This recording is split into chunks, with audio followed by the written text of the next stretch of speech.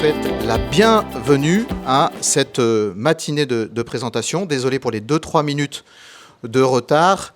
Ils sont dus, comme c'est normal, comme je dirais presque la tradition le veut, à quelques tout petits soucis techniques qui ne devraient pas perdurer par la suite. J'espère que vous qui êtes en distanciel, vous nous entendez bien et vous nous voyez bien. Et vous qui êtes en présentiel dans ces magnifiques, ce magnifique endroit des jardins de Saint-Dominique, au Château Forme, vous nous voyez bien aussi, je suppose, puisque je vous vois très correctement. Encore une fois, soyez les bienvenus et merci à vous d'être là ce matin.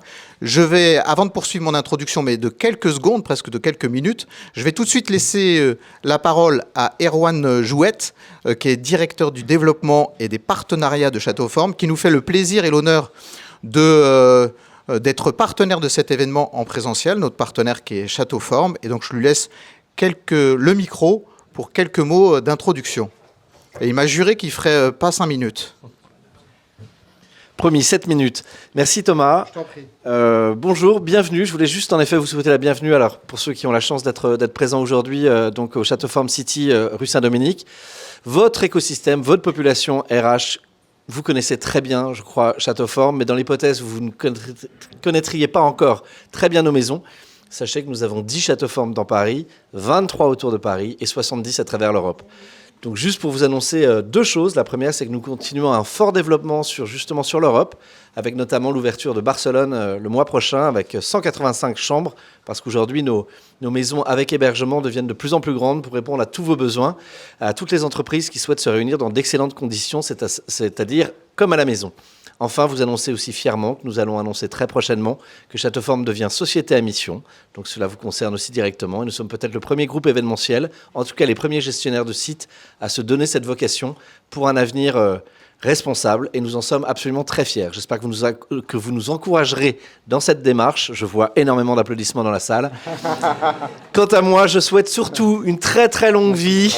Merci. Merci. Merci. Je rougis un peu parce qu'on en est vraiment très fiers.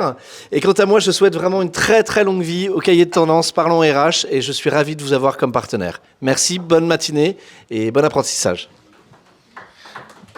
Merci beaucoup Erwan. Merci de nous accueillir dans ce bel endroit et merci d'avoir tenu ta parole, ton engagement en termes de timing. Je rappelle juste que Château Forme, le forme, c'est pas forme au sens physique du terme, c'est forme au sens de formation, donc ça parle évidemment aux professionnels des ressources humaines.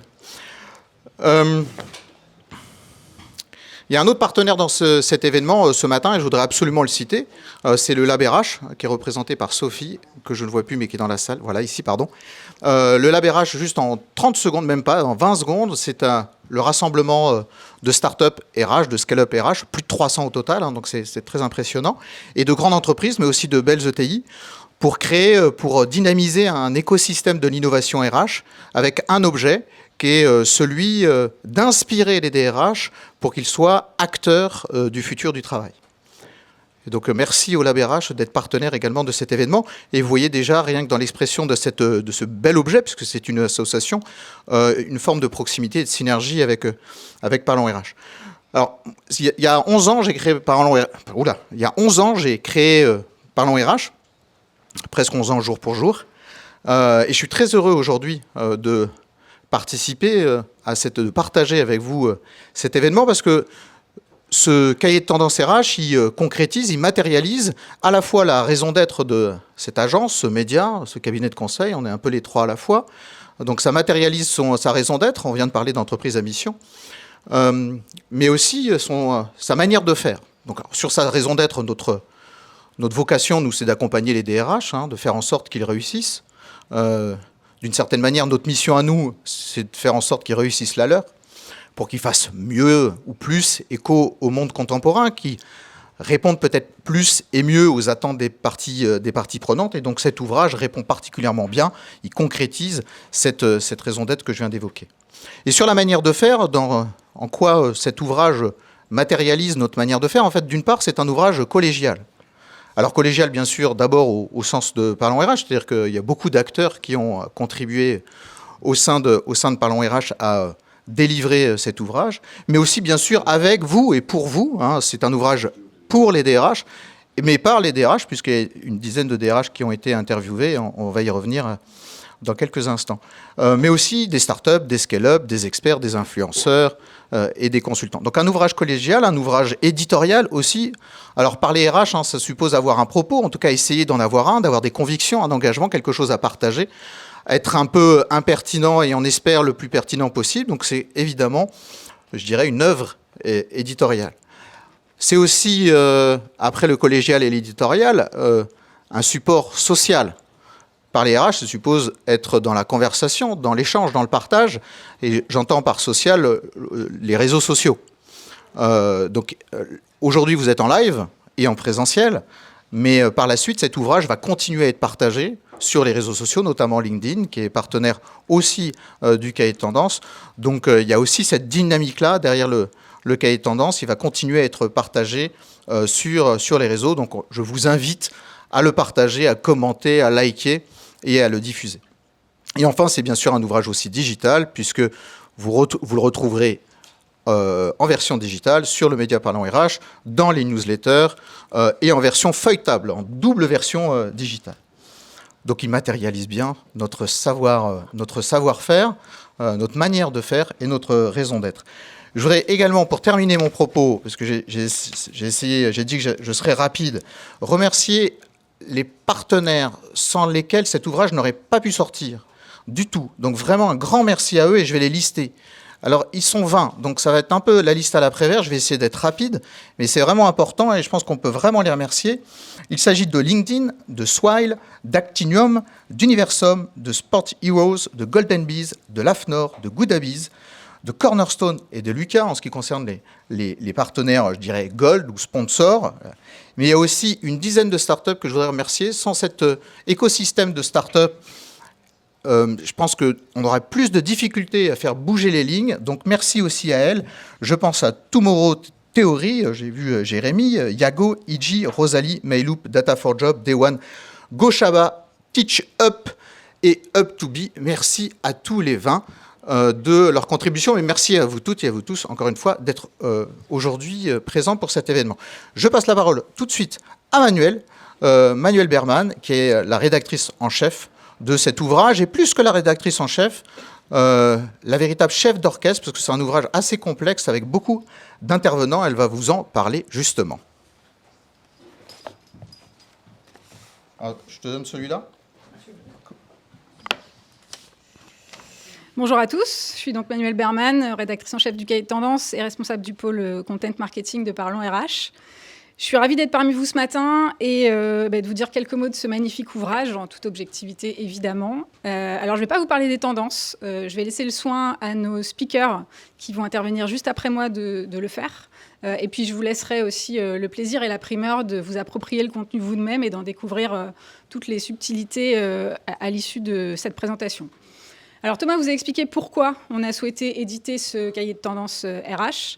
Moi, je vais vous décrire en quelques mots ce que vous allez pouvoir y trouver et comment nous avons réalisé ce cahier de tendance. Alors, de quoi est-il composé ? On est parti d'une idée simple et forte. On s'est dit il y a 10 thématiques fortes en ce moment qui rythment la vie et l'évolution des RH. Ces 10 thématiques ont donné lieu à 10 chapitres.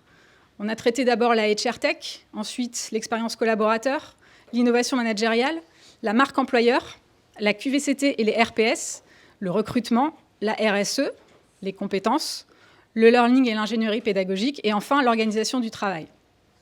Au sein de chaque chapitre, et donc de chaque thématique qui est traitée dans l'ouvrage, vous trouverez 7 rubriques, qui sont les mêmes donc pour chaque thématique. D'abord, évidemment, c'est logique, une introduction. Que va-t-on trouver dans ce chapitre ? Qui prend la parole pour défendre quel point de vue ? Vous trouverez ensuite une double page de chiffres sous forme d'infographie, avec 5 à 10 datas qui vont permettre d'illustrer la maturité de la thématique qui est traitée. Ensuite, encore une double page dans laquelle, cette fois, on va rentrer dans le vif du sujet en vous décrivant quelles sont les tendances dans la RSE, dans la marque employeur, dans la QVCT, les RPS, etc. Et puis ensuite, on a choisi, et c'était extrêmement important pour nous, de tendre notre micro. C'est notre métier et on adore ça.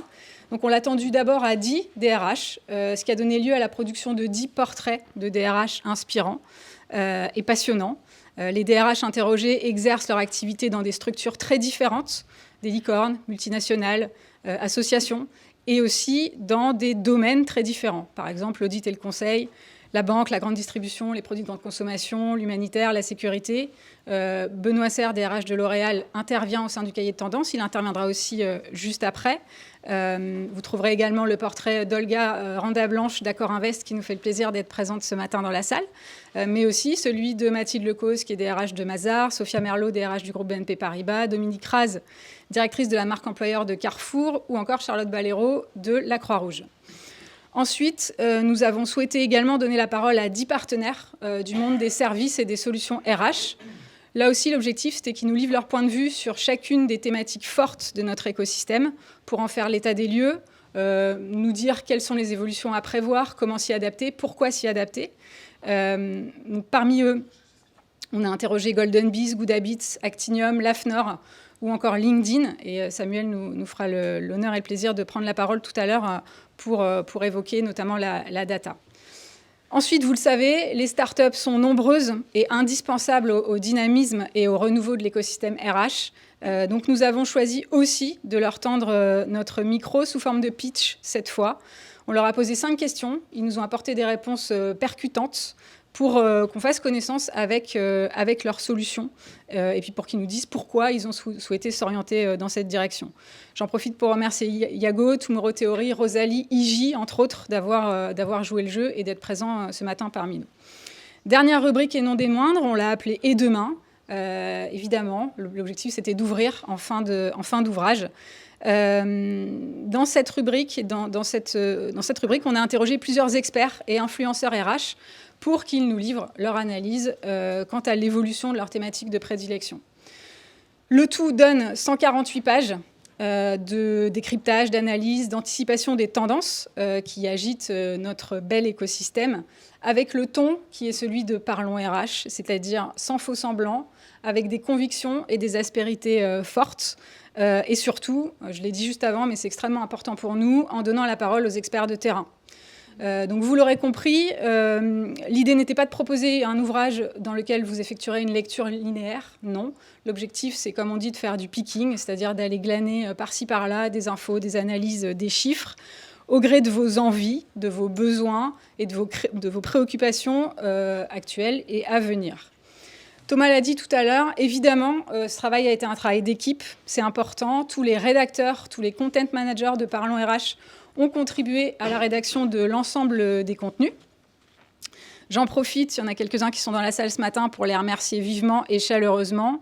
J'en profite aussi pour remercier Bertrand, qui est notre chef de projet éditorial, et Gaël, notre office manager, sans qui la réalisation complexe et de longue haleine de cet ouvrage n'aurait pas été possible.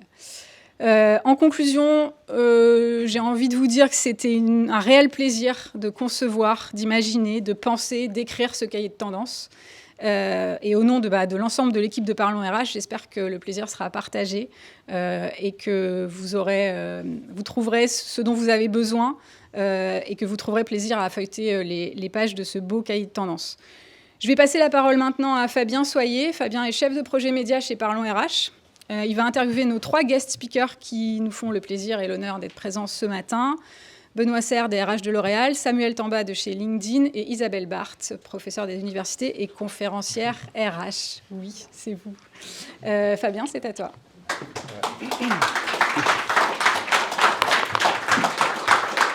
Bonjour à tous. Merci Manuel. Bonjour à tous. Donc, je suis Fabien Soyer, chef de projet média de Parlons RH. Et je suis ravi d'animer cette conférence. Comme disait Manuel, on va entendre tour à tour les analyses de Benoît Serre, DRH de L'Oréal, Samuel Tamba, qui est responsable partenariat Talent Solutions de LinkedIn France, et Isabelle Barthes, qui est professeure des universités en management et conférencière RH. Avant de commencer, il faut que vous sachiez que vous pouvez poser des questions dans la salle et aussi en ligne, dans le live sur LinkedIn. Surtout, n'hésitez pas, parce que l'objectif, c'est que ce soit le plus interactif possible. Donc voilà, beaucoup de questions en fait après chaque intervention. Donc pour commencer, je vais d'abord appeler Benoît Serre, donc DRH de L'Oréal. Bonjour. Bienvenue Benoît, Merci. ravi de vous avoir à côté de moi aujourd'hui. Bon, bah écoutez, tant mieux. Est-ce que vous pourriez déjà vous présenter brièvement pour Oui. les rares personnes qui ne vous connaissent pas forcément? Donc, je suis Benoît Serre, je ne suis pas DRH de L'Oréal, je suis DRH de L'Oréal en France. Ah oui, Donc, pardon. si vous pouviez éviter de me C'est brouiller avec important. le DRH de L'Oréal, ce serait pas mal. En parallèle, je suis vice-président de l'Association nationale des DRH. Et voilà, et donc ça fait une petite vingtaine d'années que je fais ce métier, enfin que j'essaye de le faire. Voilà. Ça vous suffit? Oui, c'est très bien, Très bien. d'accord. Mais avant, vous avez aussi quand même présidé la NDRH. Non, j'ai Pendant- toujours été vice-président. Moi, D'accord. je trouve que c'est mieux comme position. La présidente Audrey Richard est très bien. Et d'une part, bon, en plus de tout cela, en fait, je fais un truc qui m'intéresse beaucoup depuis 14 ans, c'est-à-dire que je préside le comité stratégique d'un groupe d'écoles de commerce, qui s'appelle Excelia, c'est-à-dire Subdeco La Rochelle, Tours et Orléans. Et c'est vraiment très intéressant, en fait, parce que ça m'aide en tout cas à rester connecté avec les générations. Donc ça, c'est une activité supplémentaire ou complémentaire, je ne sais pas, qui en tout cas m'est assez utile dans mes activités de DRH.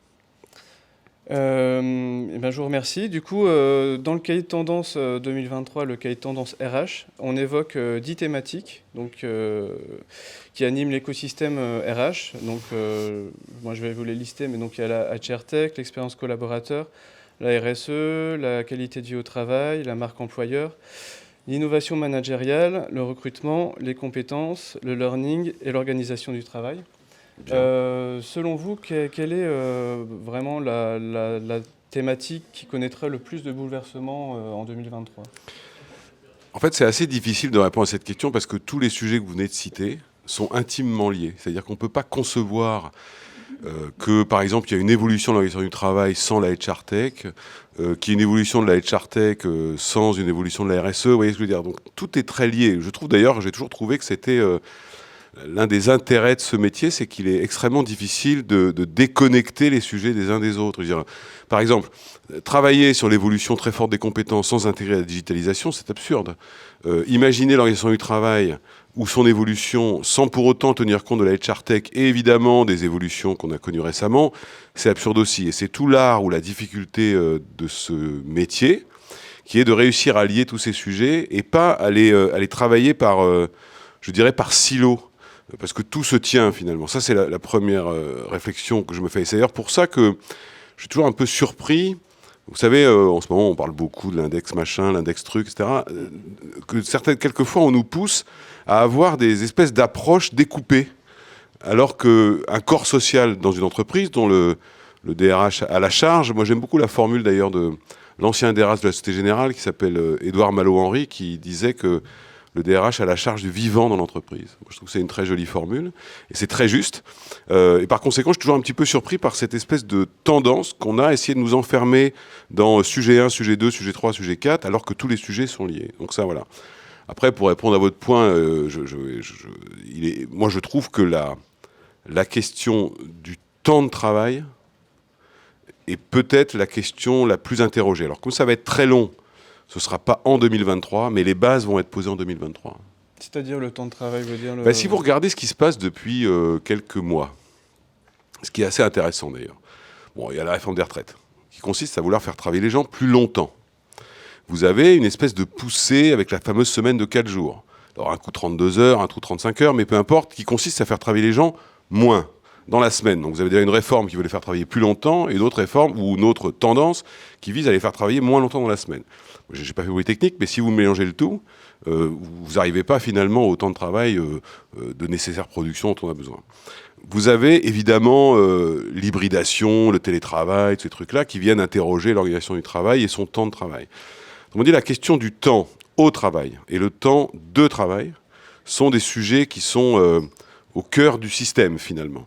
Et il va falloir réconcilier les aspirations des gens, les nécessités budgétaires ou économiques, etc. Parce que sinon, il y a un moment où on va se perdre. Moi, si j'ai un petit regret, par exemple, dans le sujet qui occupe beaucoup en ce moment, c'est qu'on a l'impression, c'est pas une critique du tout, mais que cette réforme des retraites, qui est pensée, qui a une forme de logique, elle est pensée presque indépendamment de la transformation du travail qu'on connaît depuis plus ou moins le Covid, etc. Et ça, c'est curieux, parce que c'est comme si on voulait poser vous savez, on a beaucoup parlé du monde d'après, en fait. Donc, comme si on voulait poser un objet du monde d'avant sur le monde d'après. Donc, ça risque de pas très bien marcher. Et puis, le dernier point là-dessus, c'est que, bien évidemment, la question du temps dans sa comptabilisation, un matin, va être posée. Vous avez peut-être vu l'arrêt de la Cour de cassation qui est sorti récemment. Il va falloir quand même s'interroger sur la responsabilité de l'entreprise, sur le temps de travail, sur sa capacité à garantir, parce que c'est elle qui doit le prouver, qu'il y a bien 11 heures entre deux journées de travail, que les gens ne dépassent pas 35 heures par semaine pour ceux qui ne sont pas en forfait jour. Mais quand vous êtes chez vous n'allez pas pointer chez vous, en fait. Donc voilà. Donc c'est pour ça que je pense que l'organisation et le temps vont devenir un vrai sujet. Surtout que vous êtes sur un marché d'employés maintenant, et donc par conséquent, ils vous imposent, les candidats vous expliquent qu'ils ont un certain nombre de contraintes, et vous avez vu, pour finir là-dessus, cette étude qui montre que si dans les années 80, le travail était central pour 70% des gens, il est aujourd'hui pour 20%. Alors évidemment, on a traduit tout de suite que c'était le droit à la paresse, ces trucs-là, mais c'est pas vrai. C'est simplement qu'on est en train de remettre le travail à sa juste place, et donc le temps qu'on y consacre. Et donc, quel challenge ça pose pour les RH ? Un bon paquet, déjà. Donc, le premier, d'abord, c'est de comprendre... vous savez, on a beaucoup parlé du télétravail, etc. Je pense que le vrai sujet, c'est la liberté d'organisation dans le travail. Les gens demandent une liberté d'organisation dans le travail. C'est pas forcément télétravail, pas télétravail. C'est vraiment avoir plus de liberté. Et ça pose immédiatement la question du modèle de management qu'on connaît. Ça pose immédiatement la question de, quelquefois, l'hyper-hiérarchisation des entreprises qui réduit considérablement la possibilité de la subsidiarité, donc de la confiance, donc de l'autonomie. Et si vous avez ni autonomie ni subsidiarité dans le métier que vous exercez, alors c'est très difficile de pouvoir agir dans un modèle plutôt libéré d'organisation du travail. Vous y ajoutez les contraintes législatives qui se sont accumulées sur la base du fait qu'on était sur un modèle très ancien, du 9h-18h, pour faire rapide. Ça, c'est un vrai défi, parce que du coup, les DRH sont confrontés, 1, à un sujet de management, 2, à un sujet de profil, 3, à un sujet de profil de manager, 4, à un sujet de déhiérarchisation, peut-être, de l'organisation, et 5, ils sont confrontés à des freins. Parce qu'évidemment, quand vous avez un modèle d'entreprise historique, qui est finalement... assez pyramidal, certains disent féodal, mais moi je dis plutôt pyramidal, si vous voulez changer ça, vous allez aller contre des intérêts, contre des organisations, contre des positions. Et en plus, pour terminer, vous avez un autre sujet, c'est que la plupart de vos modèles de rémunération sont pyramidaux. Or, vous avez un ensemble de collaborateurs, notamment nouvelle génération, mais pas que, qui ne sont plus intéressés par la progression pyramidale. Ils sont intéressés par la progression plutôt horizontale, changer de projet. Et donc, ça veut dire qu'il y a un moment où ils vont comprendre qu'on les force à aller dans la pyramide dans laquelle ils ne veulent pas aller, parce que sinon, leur rémunération n'évolue pas. Donc ça va reposer la question des politiques de rémunération. Donc, vous voyez qu'on a un champ assez important. Et puis le dernier, évidemment, c'est la responsabilité sociale d'entreprise. J'ai entendu que la logique d'entreprise à mission se développait beaucoup, et c'est très bien. Mais il y a une autre question auquel je n'ai pas vu beaucoup de réponses, c'est où s'arrête la responsabilité de l'entreprise. C'est-à-dire qu'on ne peut pas tenir l'entreprise responsable absolument de tout. Alors on sait que la tendance de l'État, notamment en France, totalement ruinée, c'est de transférer sa responsabilité vers l'entreprise. Mais il y a un moment où ça va s'arrêter, parce que l'entreprise ne peut pas assumer tout, même si elle a un rôle social, économique qui est absolument incontestable. On va passer aux questions, si vous en avez dans la salle, ou en ligne en tout cas. Oui. Moi, je suis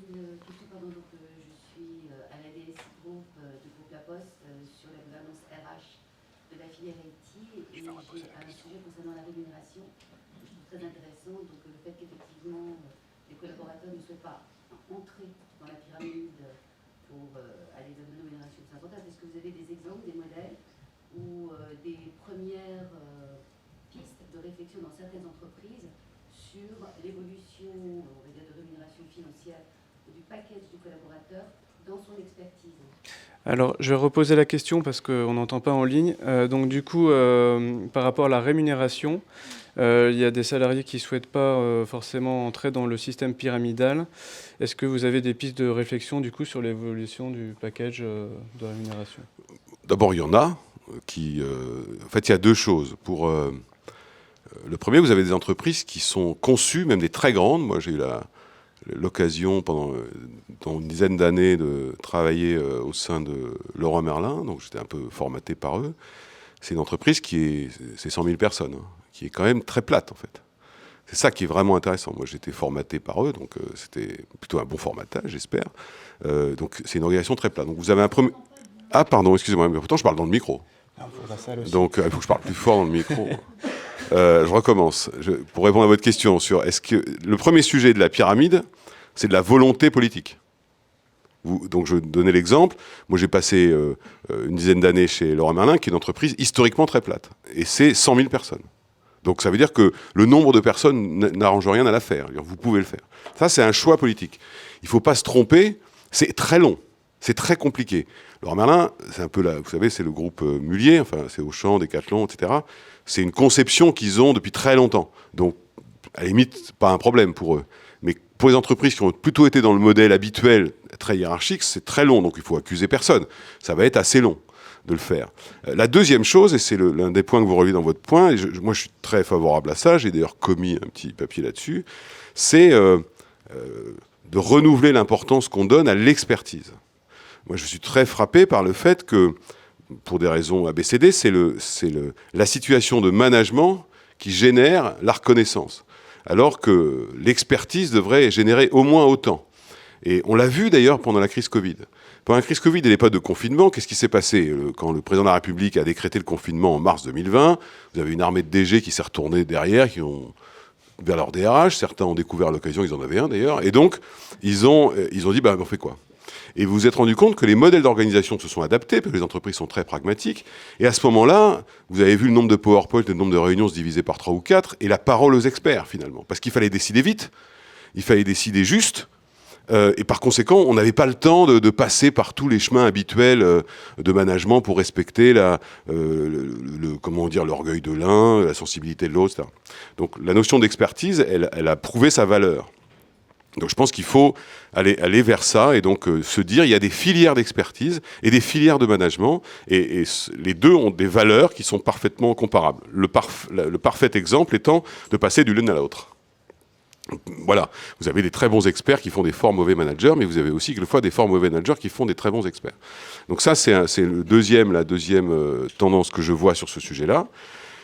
La troisième tendance, c'est qu'effectivement, ce que j'évoquais tout à l'heure, la déhiérarchisation des entreprises va permettre ça plus facilement, finalement.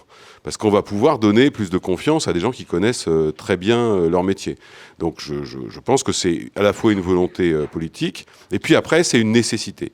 Il y a une enquête qui a été faite il y a 2 ans ou 2 ans et demi par le BCG, qui est installé tout près d'ici, qui montrait qu'il avait étudié dans le monde que 4000...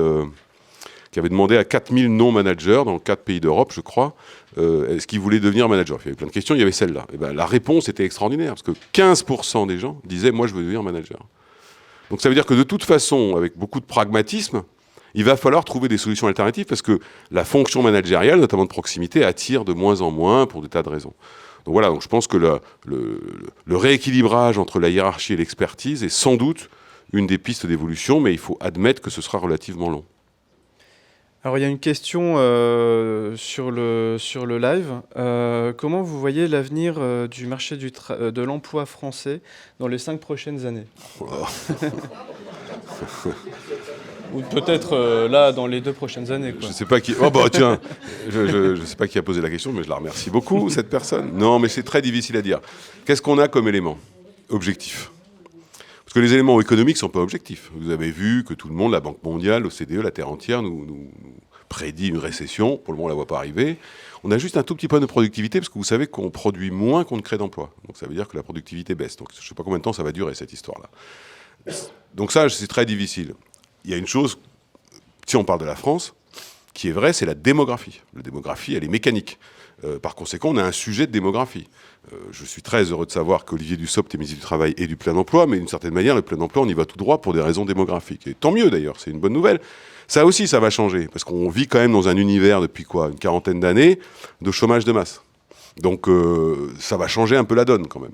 D'ailleurs, c'est plutôt une bonne nouvelle pour les seniors, parce qu'effectivement, comme il y aura de moins en moins de monde, j'espère qu'ils pourront revenir, parce que vous savez que la France est un très mauvais élève de l'Europe en termes d'emploi des seniors, surtout les 60-64. Donc la démographie. Deuxième tendance certaine, je l'ai évoqué rapidement, l'organisation du travail. Je pense qu'on ne reviendra plus en arrière, que les sujets sont interrogés et que ça ne s'arrêtera pas. Vous pouvez avoir une petite baisse de régime en termes de transformation liée à une récession économique, probablement, mais ce n'est pas évident que ça ne changera pas le fond des choses. Le troisième élément, c'est la prise en compte de la dimension climatique et environnementale de l'intérieur des entreprises. Évidemment, poussé par les salariés, poussé par la réalité. Et puis, vous avez une dernière tendance qui va également jouer beaucoup sur le marché de l'emploi depuis longtemps, c'est que la crise Covid a donné une accélération absolument incroyable à la digitalisation des métiers et par conséquent à la réinterrogation des compétences. Et puis, le dernier point, qui est une hypothèse que je formule, qui est que je ne suis pas sûr qu'à horizon 5 ou 6 ans, l'entreprise sera cette espèce de circuit fermé de production qu'on connaît. Ce sera plutôt un écosystème, multi-contrats, multi-sites, multi-relations. Et vous savez, on sait que, vous avez vu qu'il y a 1 million d'emplois qui ont été créés. Bon, c'est essentiellement des mono-entreprises, hein, c'est des gens qui sont tout seuls. Mais on a aussi une tendance, notamment dans les nouvelles générations, sur les métiers extrêmement rares, l'UX, la data, etc., qui disent, en fait, c'est beaucoup plus intéressant pour moi de me mettre en situation de vendre ma prestation et de ne pas tomber dans la contrainte du salariat. Donc si on va vers cet écosystème, qui est qu'une entreprise est un écosystème, et pas uniquement, ça veut dire que le DRH, il a la responsabilité à la fois des salariés, mais également de l'ensemble de l'écosystème, ça va être une vraie tendance, de mon point de vue, à l'avenir, ne serait-ce que parce que les nouvelles technologies, qui ne sont plus tellement nouvelles d'ailleurs, permettent de le faire plus aisément. Et la deuxième conséquence de cette logique d'écosystème, c'est que on va se retrouver avec finalement une entreprise à géométrie variable, qui sera probablement beaucoup plus adaptative qu'elle n'est aujourd'hui, mais avec une limite, c'est que vous prenez le code du travail, un prestataire qui travaille pour vous, ça fait sa majorité de son chiffre d'affaires, on peut vous imposer de le réintégrer comme CDI, alors que la personne ne veut pas. Vous voyez ? Donc voilà. Bon, puis après, il y a le sujet de la protection sociale et de tous les éléments qui sont emportés aujourd'hui par le contrat de travail et par le CDI, et qui là, évidemment, doivent être réinterrogés. C'est pour ça que j'aime bien, moi, la théorie d'Emmanuel Barbara, que certains d'entre vous connaissent bien, qui est l'avocate chez Auguste Debouzy, et qui plaide pour la fin du principe de subordination dans les contrats de travail au profit du principe de coopération. Une question dans la salle, oui. Est-ce que c'est pas une prophétie autoréalisatrice que vous dites Benoît ça, parce que en fait, plus les DRH vont dire qu'il y aura de l'externalisation massive des compétences, et plus ça risque d'arriver. Je fais aussi référence à une étude BCG qui vient de sortir et qui dit que la grande majorité des talents préfèrent rester salariés. Est-ce que la question c'est est-ce que c'est pas une prophétie autoréalisatrice ? D'abord, je ne me sens pas prophète, donc je n'autoréalise rien du tout. Non, je connais l'étude du BCG là-dessus. Ce que je veux dire par là, c'est que... D'abord, je ne pense pas que ce soit une prophétie autorisatrice. C'est une évolution, structuration du marché du travail. C'est comme ça. Là où vous avez raison, c'est qu'elle est ralentie par la structure sociale en France, administrative, puisque le CDI emporte tout. Essayez de louer un logement sans montrer vos 3 bulletins de salaire et le document du DRH qui dit que vous n'allez pas être viré dans les 3 semaines. Ça n'existe pas. Donc c'est pour ça qu'on n'a pas connu le phénomène de grande démission, parce que votre marché du travail n'est pas fluide. Maintenant, votre question, c'est finalement, est-ce que cette tendance sociale aura des conséquences sur la gestion et l'administration du travail en France, qui vient sans doute un peu le freiner. Donc ça, c'est le premier point. Après, et ça renvoie à l'étude sur le salariat. Le salariat, c'est parce que c'est le modèle très protecteur, c'est j'évoquais tout à l'heure très rapidement. C'est-à-dire que tout le monde se souvient de l'échec du fameux RSI, vous savez, la protection sociale des indépendants. Il va falloir aller vers ça, parce qu'il y a un moment, sinon, vous avez une société à 2 vitesses où vous forcez les gens à aller dans un modèle de salariat classique, parce que pour leur vie, la société est organisée comme ça. Vous ne pouvez pas avoir un emprunt, vous ne pouvez pas loger, vous ne pouvez pas faire tout un tas de choses. Donc je pense qu'il y a et cette logique-là, elle vous pousse à ça. Mais je reste quand même convaincu, et je l'observe, qu'un certain nombre de... D'ailleurs, une étude faite, puisqu'on le BCG, sacrément, ils auraient pu être partenaires. L'étude Malte-BCG, il y a 2 ans, montrait bien qu'il y avait une volonté d'eux, mais une incapacité à. Donc il faut faire attention à ce que demain, vous n'ayez pas une aspiration du marché du travail qui soit finalement freinée par le fait qu'on n'a pas fait évoluer son organisation ou sa législation. C'est ça ce que je veux dire. Mais je ne sais pas si ça va se réaliser. Mais on me demande à 5 ans, l'avantage c'est dans 5 ans, moi je serai à la retraite. Ah ben non, avec la réforme, ça ne marche pas. Et donc, voilà. Il y a une question sur Internet qui est quels acteurs sont impliqués dans la valorisation RH, c'est-à-dire quelles méthodes ou solutions sont les plus adéquates pour valoriser le client interne, surtout la génération Z. Et une autre question qui rejoint, c'est comment aborder le transgénérationnel. Alors, je vais être très honnête avec vous, je n'ai pas compris la première question en fait. Quelles sont les méthodes ou les solutions pour valoriser les salariés, surtout la génération Z? Je sais pas. D'abord, je vais faire les deux en même temps. D'abord, je ne pense pas qu'il y ait une question générationnelle si importante que ça au sein des entreprises. Je pense que là, pour le coup, c'est une construction intellectuelle. Moi, je la constate pas tant que ça, sauf sur un point. Je trouve que la génération qui monte a un niveau d'engagement qui est assez équivalent à la génération précédente et une capacité de. Par contre, son niveau de résilience est assez bas. En fait, son acceptation de la contrainte est assez bas. C'est un peu la grande différence. Après, c'est sans doute soutenu par le fait que, au moins encore pour quelque temps, on est sur un marché qui s'est inversé et que par conséquent, vous savez, je vais vous raconter une histoire. Un jour, je discutais avec le patron d'une boîte qui me dit, c'est quand même incroyable parce que y a un candidat qui m'a dit, un salarié qui m'a dit, je m'en vais parce que j'ai trouvé un autre truc, les mecs sont pas fidèles, etc., etc. Et je lui dis, pendant 40 ans avec le chômage de masse, combien, malheureusement, de DRH ou de dirigeants ont dit à des gens, écoute, si ça te plaît pas, il y a 10 personnes qui rêvent de ton poste. Et je dis, d'une certaine manière, cette personne-là t'a dit, écoutez, si ça vous plaît pas, il y a 10 personnes qui rêvent de moi. Donc, on a juste inversé le système. Donc, c'est pour ça que, et quant à je pense que la reconnaissance, elle est importante. Je pense surtout, et je l'ai déjà plusieurs fois évoqué, c'est que, et ça, c'est pas une affaire de génération Z ou transgénération. Lorsque vous êtes reconnu pour votre travail, point 1, lorsque vous savez ce que vous faites, autrement dit, à quoi sert ce que je fais, c'est ce que j'avais appelé la qualité du travail. C'est-à-dire que vous avez beaucoup de gens, en fait, ils savent pas bien où est-ce qu'ils sont dans la chaîne de valeur et qu'après tout, s'ils arrêtent de travailler, il ne se passera pas grand-chose. Donc, je pense que ça, c'est un point important. Donc, je pense que la reconnaissance et le fait que la personne ait la conscience de à quoi sert son travail, en quoi il est irremplaçable dans la mesure où il est un élément de la chaîne de valeur, c'est un autre élément. Et puis, le troisième point, il y a certaines entreprises qui le font assez bien, c'est ne pas limiter l'évaluation qu'on a des gens à ce qu'ils font, mais intégrer ce qu'ils sont, finalement. Ce qu'ils sont et pas uniquement ce qu'ils font. Parce que je trouve que trop souvent, on a des modèles d'évaluation qui sont totalement fondés sur l'action et pas sur qui n'intègrent pas la personne elle-même. Vous disiez, vous disiez qu'il y avait les salariés sont de moins en moins patients, on va dire. Est-ce que c'est pas aussi un enjeu autour de l'engagement? Comment faire pour maintenir l'engagement dans un contexte de quiet quitting? Oui, le quiet quitting, je pense que c'est... Vous savez, il y a des trucs de mode comme ça. On a eu le Chief Happiness Officer, maintenant on a le quiet quitting, demain on va avoir un autre truc.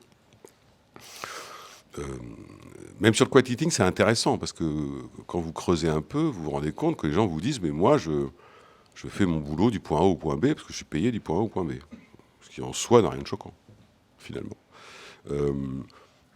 Donc moi, je ne crois pas qu'il y ait un problème de patience, il y a un problème de résilience. C'est-à-dire qu'il y a un sujet, il y a un moment où, comme le marché est favorable, comme ça n'avance pas comme ils l'entendent, comme ils le souhaitent, comme ils le voudraient, ça coince, en fait. Et alors qu'avant, parce que le marché du travail était comme ça, parce qu'on était un peu différent, on acceptait finalement que ça ne tourne pas comme on voulait, et puis on laissait courir. Là, ils acceptent moins, alors pas tout le monde, attention, parce que moi je me méfie un peu des discours qui ne s'intéressent finalement qu'à une partie de la population au travail. Vous avez toute une autre qui n'a pas le choix quand même. C'est comme quand on a l'impression que c'est le télétravail qui structure tout. Non, ça structure 30% des métiers en France aujourd'hui. Il y a 70% de gens qui n'y auront jamais accès. Donc je pense qu'il faut faire attention à pas tant une espèce de faux élitisme en disant le monde du travail s'est transformé, les gens font ce qu'ils veulent.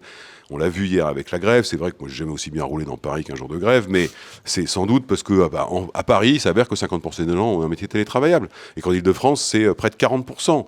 Pas la même chose ailleurs. Donc je pense qu'il faut faire attention aussi à cette espèce d'élitisme qui consiste à penser que la transformation du travail touche tout le monde. Non, ça touche une partie aujourd'hui minoritaire, qui va probablement progresser, mais qui est aujourd'hui minoritaire sur le sujet.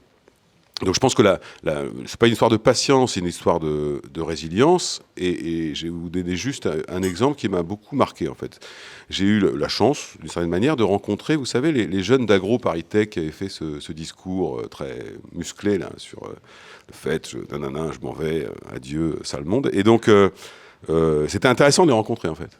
Et je leur disais, mais c'est curieux, parce que votre conclusion, c'est que finalement, vous contestez un système, ce que je peux comprendre, mais votre conclusion, c'est que vous en sortez. Donc je ne suis pas certain que vous allez le faire modifier en sortant. Et ils m'ont répondu un truc qui m'a beaucoup marqué, qui est un peu... ils disent, oui, mais en fait, quand on rentre, nous, à nos âges, malgré nos diplômes, machin, dans les entreprises, on est trop bas pour être écouté. On est trop bas pour être écouté. Et donc, je pense que l'engagement viendra de la capacité à mieux associer, mieux faire travailler les gens ensemble, mieux associer à un fonctionnement collectif. Je crois que ça vient de là. Si vous avez l'impression que vous n'êtes que dans une espèce de top-down et que finalement vous subissez, alors vous vous désengagez. Et comme votre marché du travail est bon, vous savez, pour partir, il faut aller quelque part. Donc vous sortez. Donc, je pense que ça, c'est sans doute un élément. Et évidemment, ça c'est d'autant plus facilité que vos modèles de hiérarchie sont aplatis, finalement. Vous voyez, donc je pense que l'engagement, il va venir de là, et l'engagement, il va venir aussi du fait qu'il y a une véritable cohérence entre le discours et l'acte à l'intérieur des entreprises, qui n'est malheureusement pas toujours le cas. Ok, alors il y a une dernière question dans la salle. Oui. Ah, monsieur le professeur. Benoît, je ne peux pas m'empêcher de te poser une question. En tant que vice-président de la Ouais. RH, ça fait 3 ans qu'on vit cette crise, et beaucoup de gens disent, même sur Parlons RH, que ça a été une chance pour la fonction, ça a repositionné la fonction à un niveau qu'on n'espérait plus, etc. Est-ce que tu as le sentiment que les choses ont vraiment évolué? Et en utilisant d'ailleurs les pistes que vous signalez, on peut jouer sur les leviers.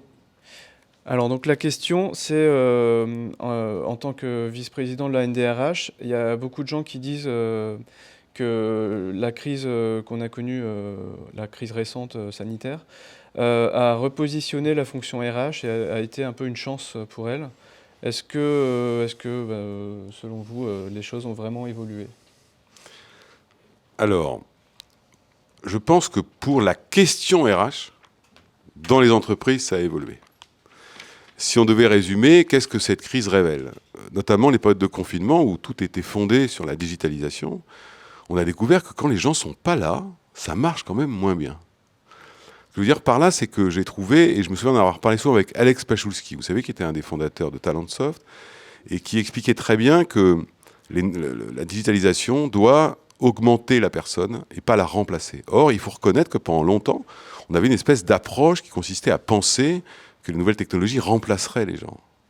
Alors là, on a compris que même à une période de confinement où tout était fondé sur ça, sur le distanciel, etc., mais en fait, c'est pour ça que les entreprises ont été très, très angoissées à l'idée que les gens ne reviennent pas. Donc je pense que ça, la question RH est revenue. Autrement dit, l'importance de l'existence d'un individu dans une entreprise ne fait plus de question. Coup de chance, c'est soutenu par la tension sur le marché de recrutement. Ça veut dire que n'importe quel DG, il est obsédé par ça aujourd'hui, parce qu'il sait qu'il lui manque des gens, il sait qu'il lui manque des compétences. Donc la question RH, elle est très centrale. Est-ce que pour autant la fonction RH l'est? Probablement pour des raisons techniques, de recrutement, de rémunération, d'attractivité, de fidélisation, mais elle doit l'être pour une autre manière. C'est-à-dire que je pense que le maintien de l'importance de la fonction RH dans l'influence, dans la stratégie de l'entreprise, viendra sans doute des RH eux-mêmes. C'est-à-dire que si eux continuent à s'enfermer un petit peu dans très dialogue social, très je te sors le petit livre rouge, très c'est pas possible. Moi j'aime bien la formule du cardinal de Richelieu qui disait que la politique c'est l'art de rendre possible ce qui est nécessaire. Je trouve que c'est assez juste finalement pour la fonction RH. J'ai toujours été frappé quand une entreprise veut transformer une organisation, ça peut arriver quelqu'un qui dit ah oui mais enfin là ils vont pas vouloir. Non mais c'est pas le sujet en fait. Le sujet c'est pas qu'ils veulent ou qu'ils veulent pas, c'est qu'il faut le faire. Comment on va le faire, ça il faut trouver. Donc je pense que ça viendra des deux choses. D'un côté de l'importance renouvelée de l'individu dans l'entreprise comme quoi c'est un élément fondamental. Tu te souviens sans doute qu'il y a très longtemps, Serge Tchuruk avait parlé d'entreprises sans murs. Je trouvais que par moments, certains parlaient d'entreprises sans gens. Donc, des entreprises sans gens et sans murs, ça commence à faire beaucoup. Donc, je pense que cette question-là, elle est réglée. En revanche, je pense que la fonction RH doit elle-même évoluer et avoir une approche beaucoup plus business, beaucoup plus stratégique, pour être légitime à intervenir en amont des projets et pas uniquement dans leur exécution, ne serait-ce que sociale. Voilà. Eh ben, merci beaucoup Benoît pour Merci vos à vous. réponses intéressantes.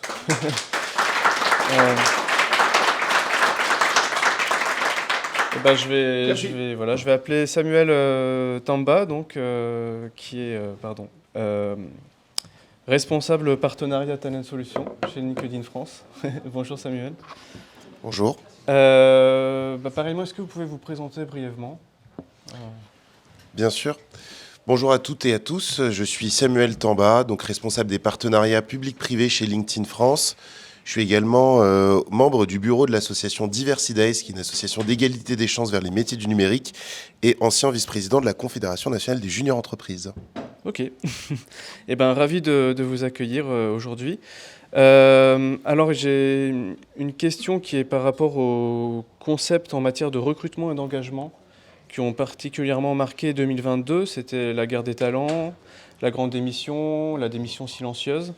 D'après vous, quelles tendances vont marquer 2023 sur les deux sujets du recrutement et de l'engagement ? Peut-être avant de répondre sur ce point, faire un petit step back sur une triple disruption qui touche notre société et nos entreprises. La première, on en a parlé, ça touche la révolution technologique, et on y reviendra. La transition écologique aussi également, et les enjeux de responsabilité sociétale des organisations qui aujourd'hui remodèlent un peu l'ancien modèle. Ces trois éléments finalement font que l'axe de différenciation majeur, en tout cas des employeurs, est celui de la culture. Vous avez tous questionné votre rapport à l'hybridation, les nouveaux rituels de collaboration. On en a parlé précédemment. Et donc, tout cela, finalement, est le cadre existant actuel. S'il fallait mettre en avant trois grands changements pour cette année, nous, en tout cas, chez LinkedIn, on a la conviction que le sujet de la formation continue sera un sujet prégnant, parce que déjà, il y a beaucoup d'investissements qui ont été faits par les organisations en ce sens. En parallèle, il y a aussi le sujet qui est lié de la mobilité interne. On en a aussi parlé tout à l'heure, structure horizontale, structure pyramidale parfois. Comment on fait pour donner du sens en renouvelant finalement à la fois les missions et les activités des employés dans les organisations. Et le dernier point qui est le sujet pour nous en tout cas de la diversité de l'inclusion, avec ce thème sous-jacent qui est le recrutement par les compétences, qui je pense peut permettre d'avoir accès à un marché caché de talents qu'on ne regarde pas, parce que pour l'instant, la filière RH a encore parfois des réflexes qui ne leur permettent pas de voir certains candidats. Voilà un peu les trois grands sujets qui nous semblent pertinents pour cette année. Du coup, écoutez, là en fait, on parle d'un cahier de tendance RH, donc qui dit tendance dit innovation, et qui dit innovation dit entre autres HR Tech.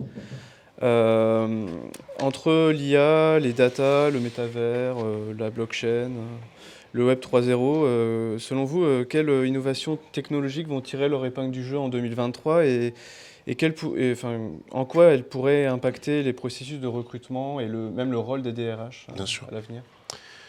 Je pense qu'il faut bien séparer et distinguer les avantages comparatifs de ces différentes technologies qui ont été listées. Pour commencer par l'intelligence artificielle, je pense que c'est la technologie la plus mature qui aujourd'hui est déjà présente dans vos organisations, dans vos SIRH notamment. Et donc c'est, je pense, en termes de maturation, en termes de maturité, en termes d'adoption, la technologie qui va continuer à porter les tendances au niveau RH.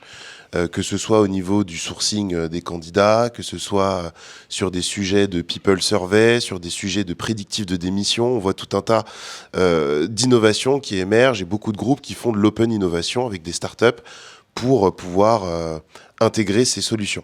Donc l'intelligence artificielle, forcément, avec le cloud hybride. Le deuxième point, peut-être vous avez cité d'autres technologies qui, à mon sens, sont beaucoup moins matures. Je vais parler de la technologie pour moi la moins mature au niveau des RH, qui est pour moi le métaverse, qui, en tout cas chez nos clients, on a pu voir que c'était une technologie qui était utilisée principalement pour l'onboarding virtuel de candidats, qui viennent donc d'intégrer le groupe et Voilà, c'est plutôt le cas qui ressort, mais il y a toujours des barrières d'équipement. Voilà, il faut avoir des casques de réalité virtuelle, parfois ça marche pas. Est-ce qu'on peut rester 2-3 heures, 4-5 heures avec un casque sur les yeux pour se balader dans un environnement virtuel pour découvrir la culture, les valeurs de l'entreprise, son fonctionnement organisationnel, les projets? Voilà, donc on voit quand même qu'il y a des limites dans l'adoption de cette technologie. Je pense que celle qui a le plus de potentiel, c'est plutôt la technologie Web3 blockchain. Il y a Vous pouvez expliquer ce que c'est Web3 Bien sûr, parce que... bien sûr. Donc le Web3, c'est ce qu'on appelle le web décentralisé. Actuellement, on est dans ce qu'on appelle le Web 2. Pour vous faire la petite histoire rapidement, le Web 1, finalement, c'était une recherche qui vous amenait vers des pages indexées. Le Web 2, c'est toujours une recherche, mais qui vous emmène dans des environnements régis par des réseaux sociaux, donc des communautés. Finalement, vous participez à un collectif au sein d'un environnement centralisé. Et le Web 3, finalement, c'est à peu près la même chose, sauf que la grosse différence, c'est que le pouvoir revient à l'utilisateur. Et donc, finalement, vous pouvez être dans des environnements très décentralisés. Ça peut être une communauté d'alumni, par exemple, mais l'accès va se faire généralement via un token. Et donc, ça vous donne plusieurs avantages comparatifs. Le premier, c'est de participer à la communauté que vous avez choisie.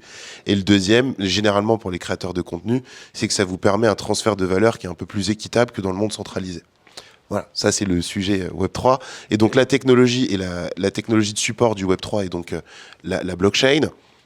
Et on voit qu'au niveau des RH, que ce soit sur le sujet de la paix, sur le sujet des contrats avec les smart contracts, la blockchain va forcément avoir un impact sur ces enjeux-là, en termes d'automatisation, en termes finalement de productivité.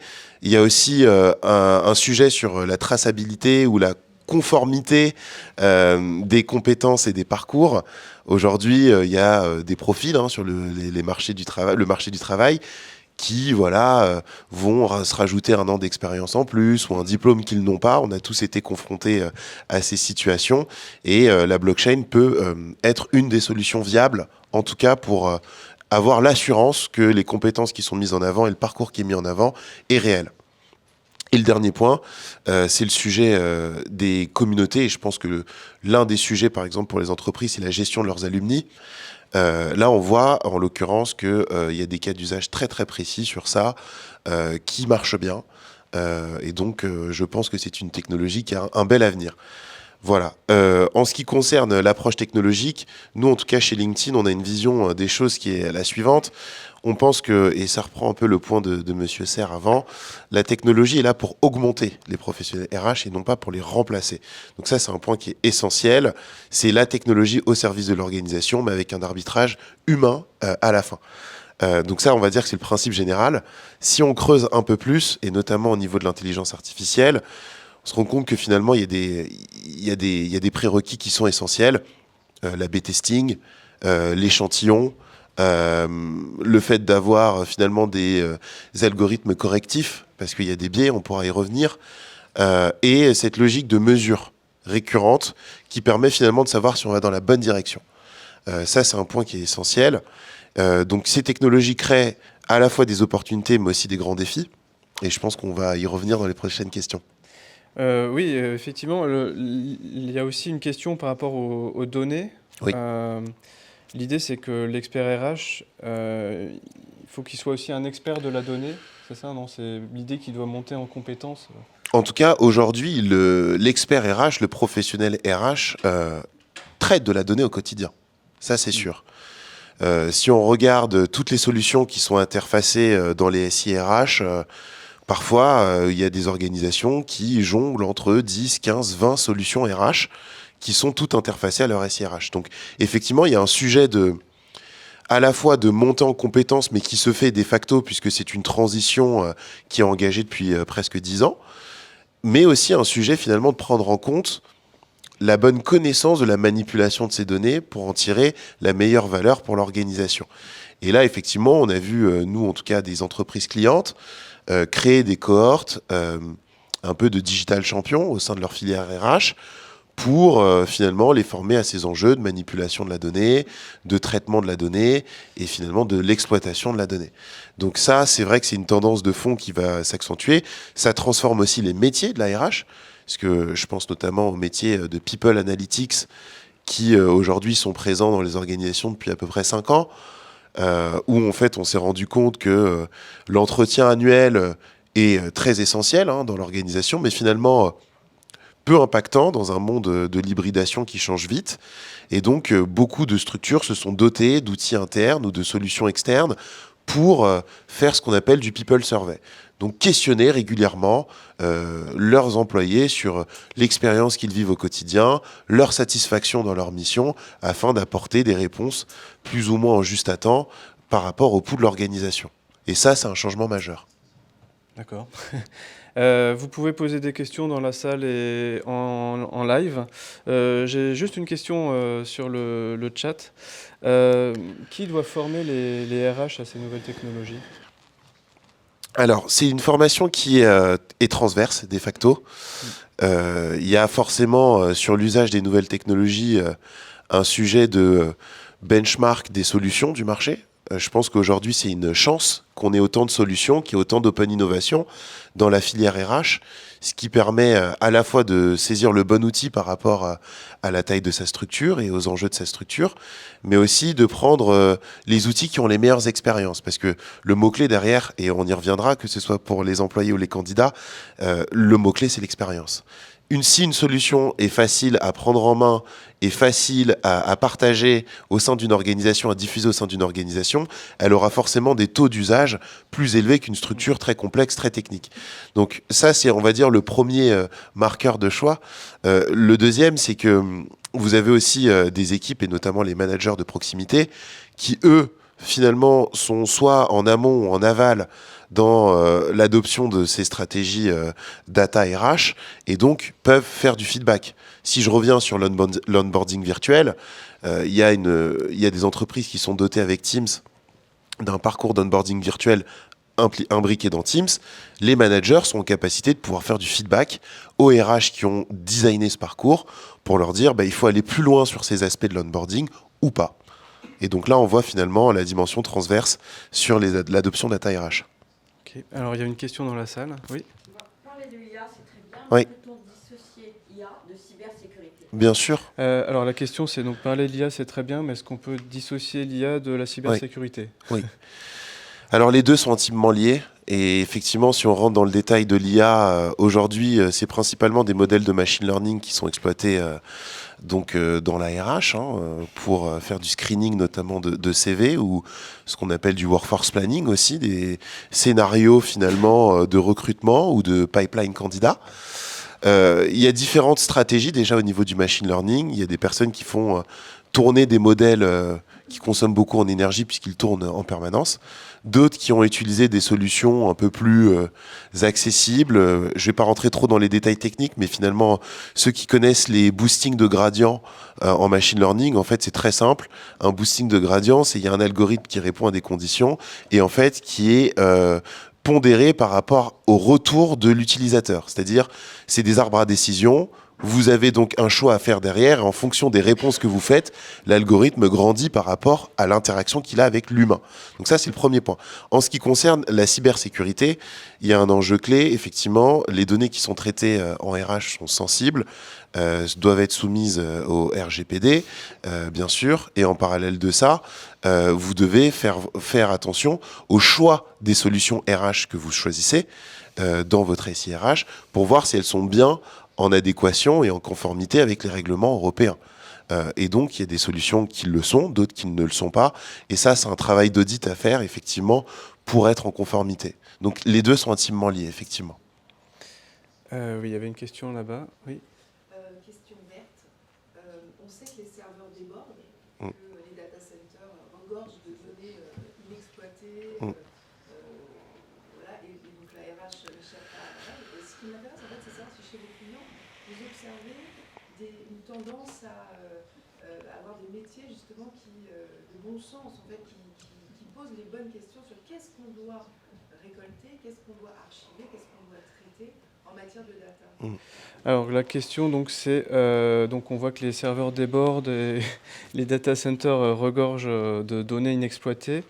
Est-ce que en interne, oui, Dans les métiers RH, oui. Est-ce que chez LinkedIn, il y a des personnes qui se posent les bonnes questions sur comment maîtriser ces données? Je pense que ce soit chez LinkedIn et chez nos clients, tout le monde se pose cette question. Nous, on a vu effectivement arriver des nouveaux métiers par exemple de data sourceur, data RH sourceur ou data cruncher, qui effectivement sont là pour créer les sets de données. Parce que de la donnée, c'est bien, mais après, il faut en créer finalement des échantillons qui sont distincts, qu'on va corréler entre eux et qui vont, dans cette corrélation, en sortir un usage ou une valeur perçue. Donc ça, c'est un point qui est très important. À la fois, nos clients y réfléchissent, mais je pense aussi que vos partenaires RH qui vous fournissent des solutions vous accompagnent aussi sur ces aspects-là. On voit de plus en plus le couple DSI-RH qui a un point important au sein des organisations. Et donc, les DSI sont très impliqués dans l'intégration d'une solution, notamment qui vient s'interfacer à votre cloud.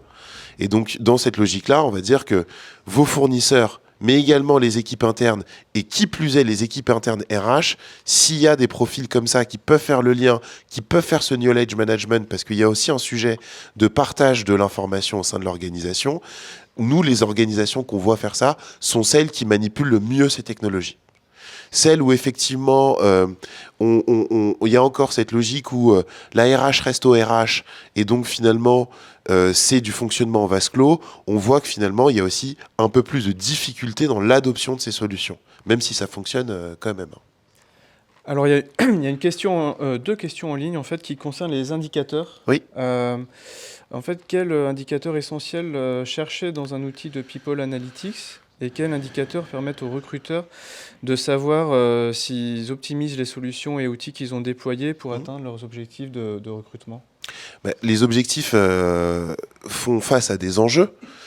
Si on prend par exemple celui de la formation ou de la mobilité, l'un des enjeux des organisations est de savoir quelle est la taxonomie des compétences de leur organisation, par exemple. Donc il y a des outils qui permettent ça, donc qui définissent une taxonomie stricte. Je suis L'Oréal, l'outil tourne et me dit j'ai 42 000 compétences dans mon organisation et voilà le dispatch entre les compétences dites souples et les compétences dites dures.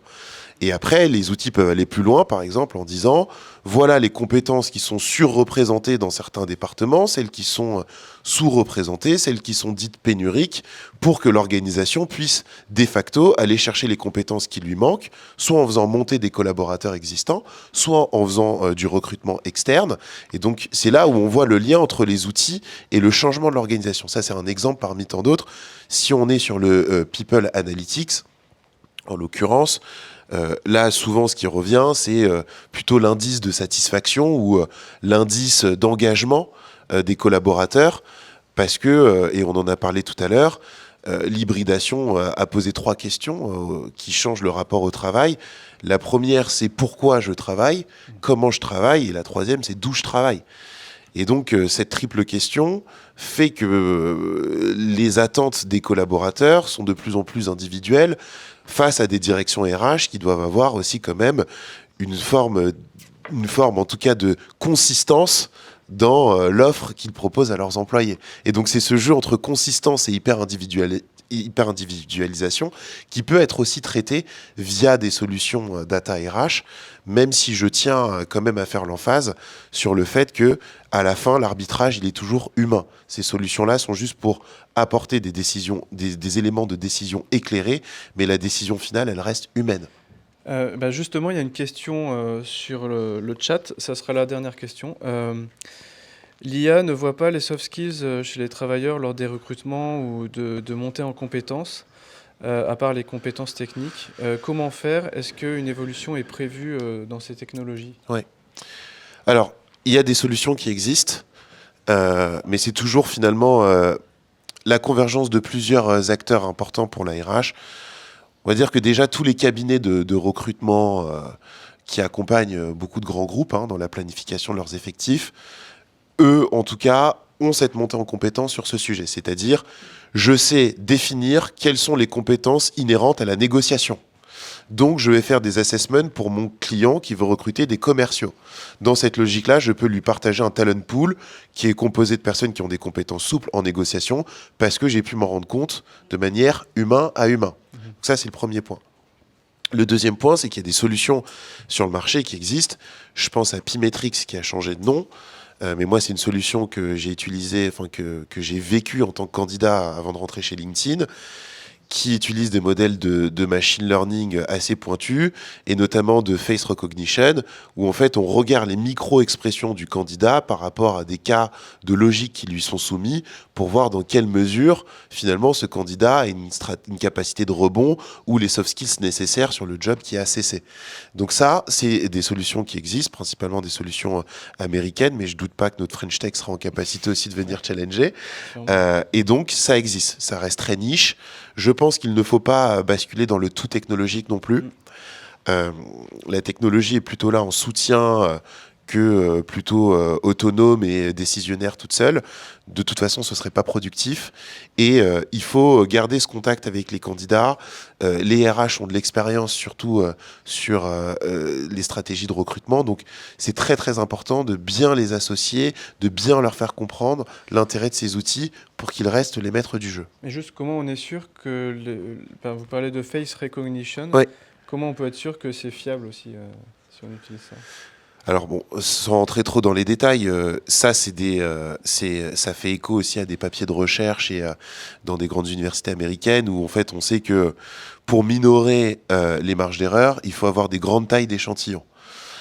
Pour avoir des grandes tailles d'échantillons, il faut aussi se dire qu'est-ce qu'on va chercher dans ces échantillons et quelle est la pondération. Tous les critères qui sont pris en compte ne sont pas pondérés de la même manière. Et donc c'est là, dans la logique de benchmark des outils que j'évoquais tout à l'heure, qu'il y a une opportunité, parce que finalement, en se plongeant dans ces solutions, on va pouvoir voir finalement ce qui relève du concret et de l'efficacité, ce qui relève parfois du bullshit et de la fausse promesse, et de voir aussi derrière qui compose ces équipes. Est-ce qu'il y a un background uniquement technologique? Est-ce qu'il y a un background technologique et académique? Parce que notamment les professeurs en innovation managériale, en recrutement, et on aura l'occasion d'entendre Madame Barthes après sur ces questions, j'imagine, contribuent activement aussi dans l'écosystème Data RH à améliorer les solutions. Ok, très bien. Merci beaucoup Samuel. Merci à vous.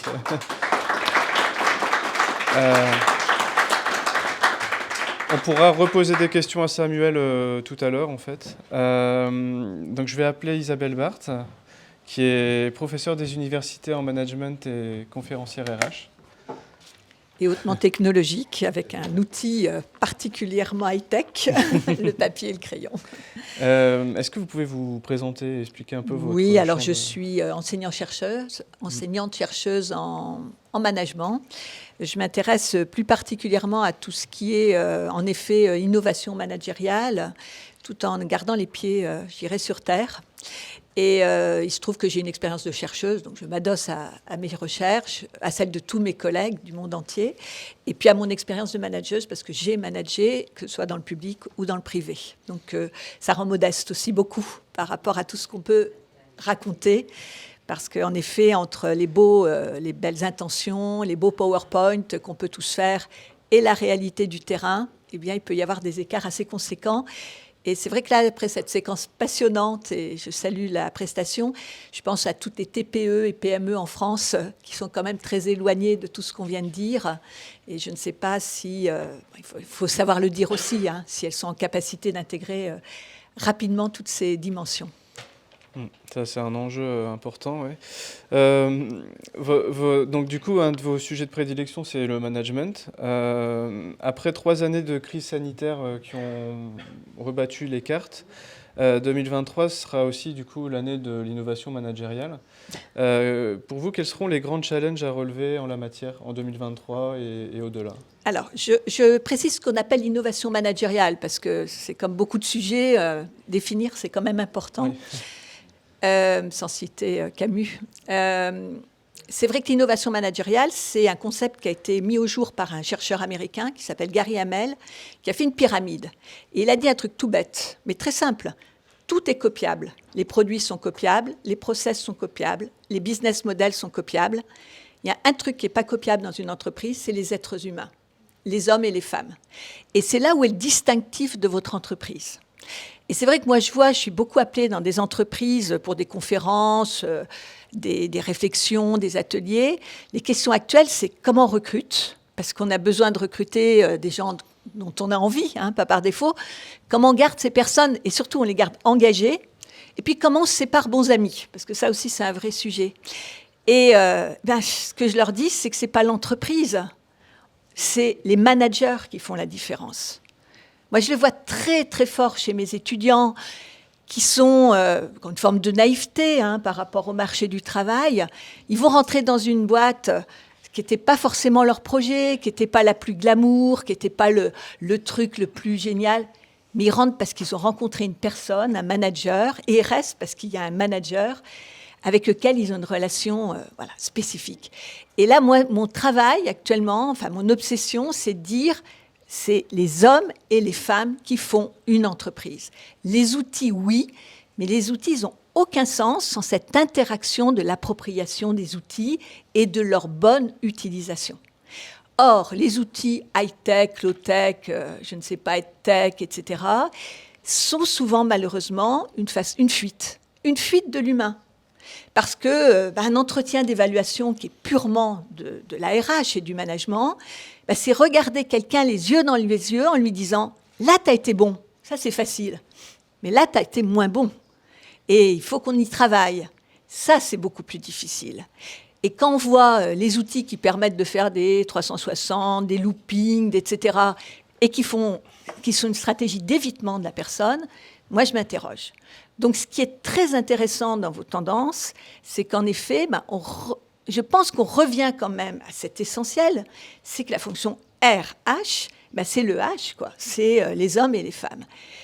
Et ce que je constate, moi, c'est qu'il y a eu un événement qui s'est passé, qui s'est appelé le confinement, qui a non pas mis en avant la conciliation vie privée, vie professionnelle, qui est une tendance, parce que les tendances, elles durent longtemps, et là, il faut jouer aussi avec les inerties, peut-être qu'on y reviendra, mais qui a mis en avant quelque chose, c'est que le privé a percuté le professionnel.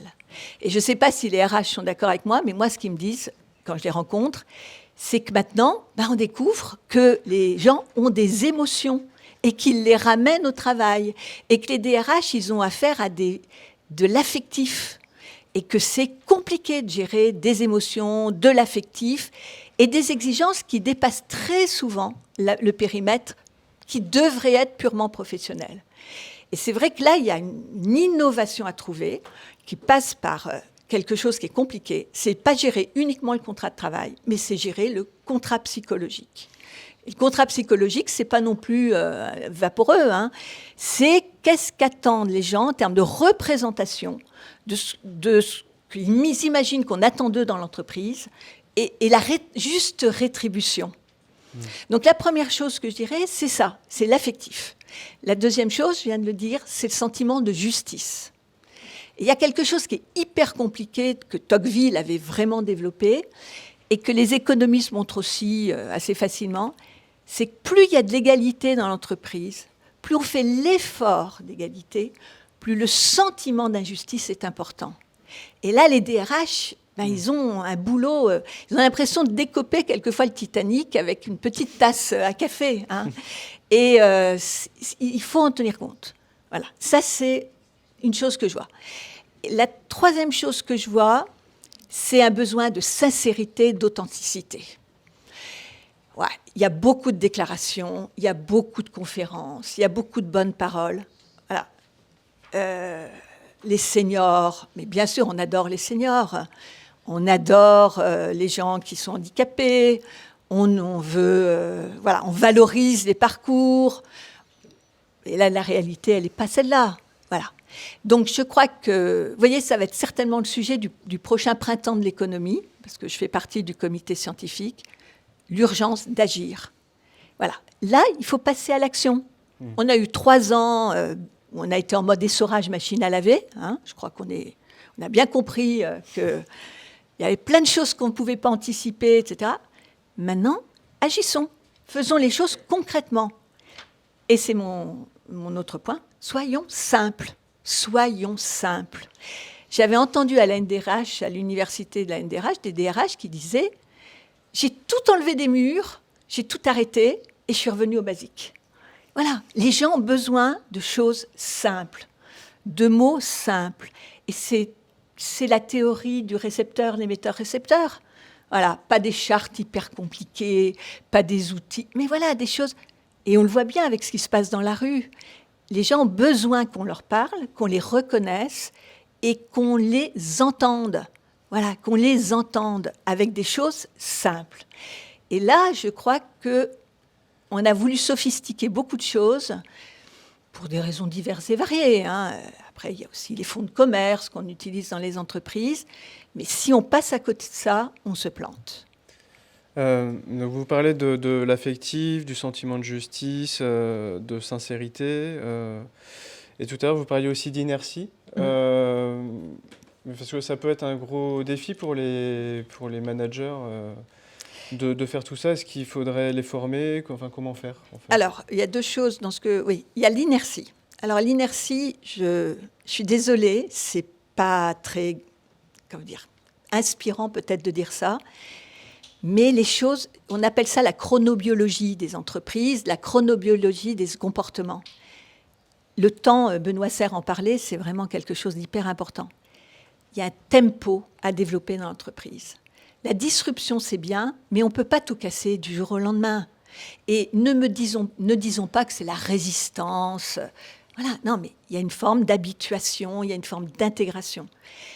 Je vous donne un exemple. Le dernier sondage en 2020, fin 2022, auprès de 10 000 étudiants de Master 2, Bac plus 5, d'écoles, qui leur demandaient les motivations pour leur premier contrat de travail. En un, c'est quoi? La rémunération. Voilà, il y a des inerties. Moi, j'ai été 2 fois directrice d'école de management. J'ai voulu réformer des programmes, j'ai voulu mettre des choses très sophistiquées en place, des nouveaux métiers, préparer mes étudiants à des métiers qui n'existent pas. Mais ils résistent. Les étudiants, qui ont 22, 23 ans, ils n'ont pas envie de se lancer dans des choses qui n'existent pas encore. Alors, il y en a toujours, mais c'est ce que vont vous mettre en avant les médias, l'allumette qui cache la forêt. La réalité, c'est beaucoup d'inertie dans la façon dont on travaille, dont on se représente le monde. Alors, il y a bien sûr quelques pionniers qui vont être capables de vous expliquer beaucoup de choses et qui se révéleront peut-être exacts, peut-être. Mais quand on regarde les choses, voilà, il faut du temps. Et si vous n'avez pas cette motivation, ce qu'on appelle intrinsèque, la motivation, c'est l'engagement, c'est ce qui vient de l'intérieur, ça ne marche pas. C'est oui, je prends l'outil. Oui, je prends la nouvelle méthode. Oui, je travaille dans un... Mais quand même, je garde mon carnet, j'ai des regrets, voilà. Et ce qui se passe actuellement, c'est, dans beaucoup d'entreprises, c'est cette dissonance entre, je dirais, une théâtralisation très forte de ce qu'on devrait faire, ce qu'on raconte. C'est du blue-washing, c'est très souvent, et la réalité du terrain. Et ça, moi, mes recherches me le montrent. Elles me le montrent quand je travaille sur le terrain des salariés.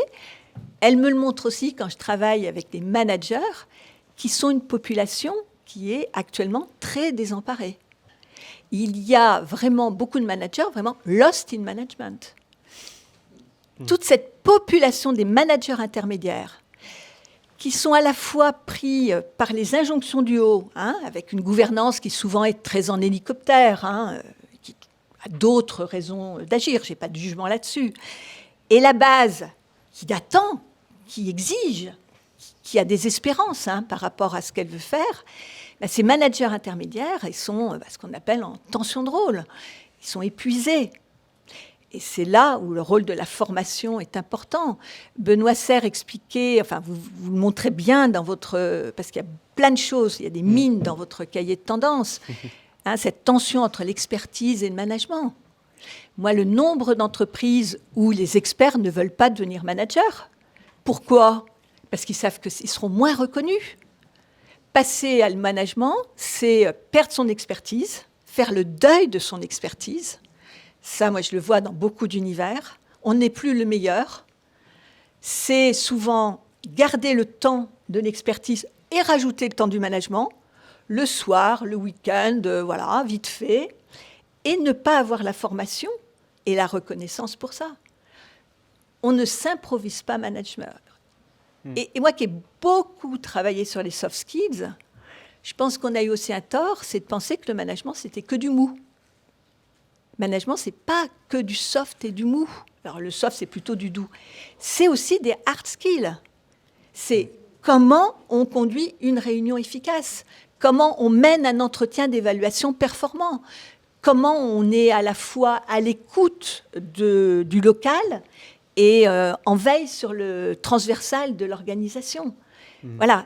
Et c'est des choses très concrètes. Comment on mène un projet transversal, parce qu'on est en effet en lien avec toutes les fonctions de l'entreprise. Et là, je crois qu'il y a vraiment un déficit de formation au management que je rencontre partout dans les entreprises. Et ce n'est pas une demi-heure d'appli entre midi et 2, parce qu'il ne faut pas prendre de temps sur le temps de travail, qui résout le problème. Oui, c'est un vrai métier, en fait, manager. C'est un métier avec des compétences. Voilà. Et je crois que tant qu'on n'aura pas compris ça, et même les écoles de management, hein, je vais vous dire une chose, enfin, ça ne va pas être un secret, mais beaucoup d'écoles de management, énormément d'écoles de management, ne font pas des cours de management. Elles font des cours de marketing, de contrôle de gestion, de toutes les techniques de gestion. Mais elles ne font pas ce cours de management qui implique de la psychologie, une lecture sociologique, une lecture historique aussi, voilà, de l'humain, tout simplement. Manager, ça vient de ménager les personnes, c'est ça? Alors, ça vient de managere, le manège, etc. Enfin, il y aurait beaucoup de choses à dire sur le... voilà. Mais le management, c'est cette interaction entre des comportements et des structures. Voilà. Et on ne peut pas gérer qu'avec des relationnels, en tapant sur l'épaule, en souriant.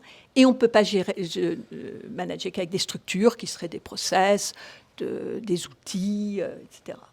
Et c'est ce dosage si difficile qu'il faut trouver. Et ça s'apprend, comme le saut en hauteur, comme les échecs, comme plein de choses. Et ça se perfectionne tout au long de la vie. Et du côté des RH, si vous deviez résumer les tendances phares RH en 2023, en 3 phrases, qu'est-ce que vous diriez? Je dirais, sécurité. Je pense qu'il y a beaucoup de désespérance actuellement, beaucoup d'incertitudes. Je pense qu'il faut que le travail, alors organisation, entreprise, soit un lieu où on est en sécurité. C'est-à-dire pas un lieu de défiance, mais un lieu de confiance. Et tous les salariés, tous les collaborateurs aspirent à ça. Pas venir la boule au ventre, comme tant vous le disent, au travail, en ayant peur de tout. Et ça renvoie à la sécurité psychologique, qui est aussi quelque chose qui est très facile à travailler, alors après moins à mettre en œuvre. Voilà. Je n'ai pas peur de me faire taper sur les doigts, de me faire sanctionner quand je prends une initiative, etc. Ça, c'est la première chose essentielle. La deuxième chose, c'est en effet, Benoît le disait, la flexibilité.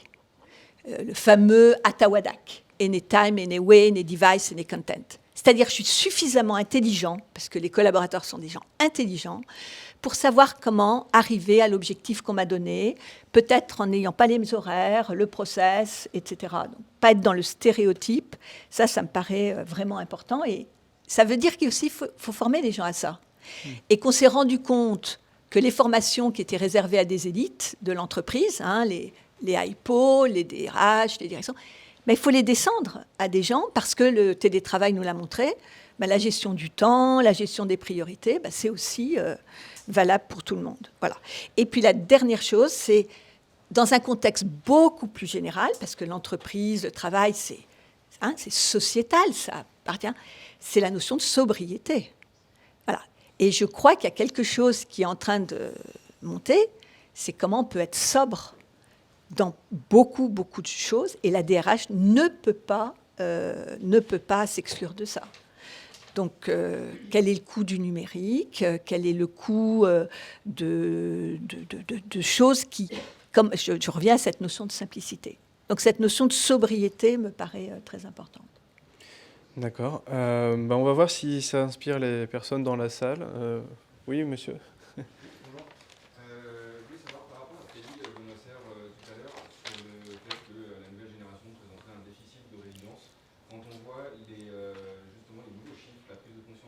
sur les problèmes de santé mentale, de burn-out au bureau, quand on voit la nouvelle génération qui a fait ses études pendant le Covid, etc.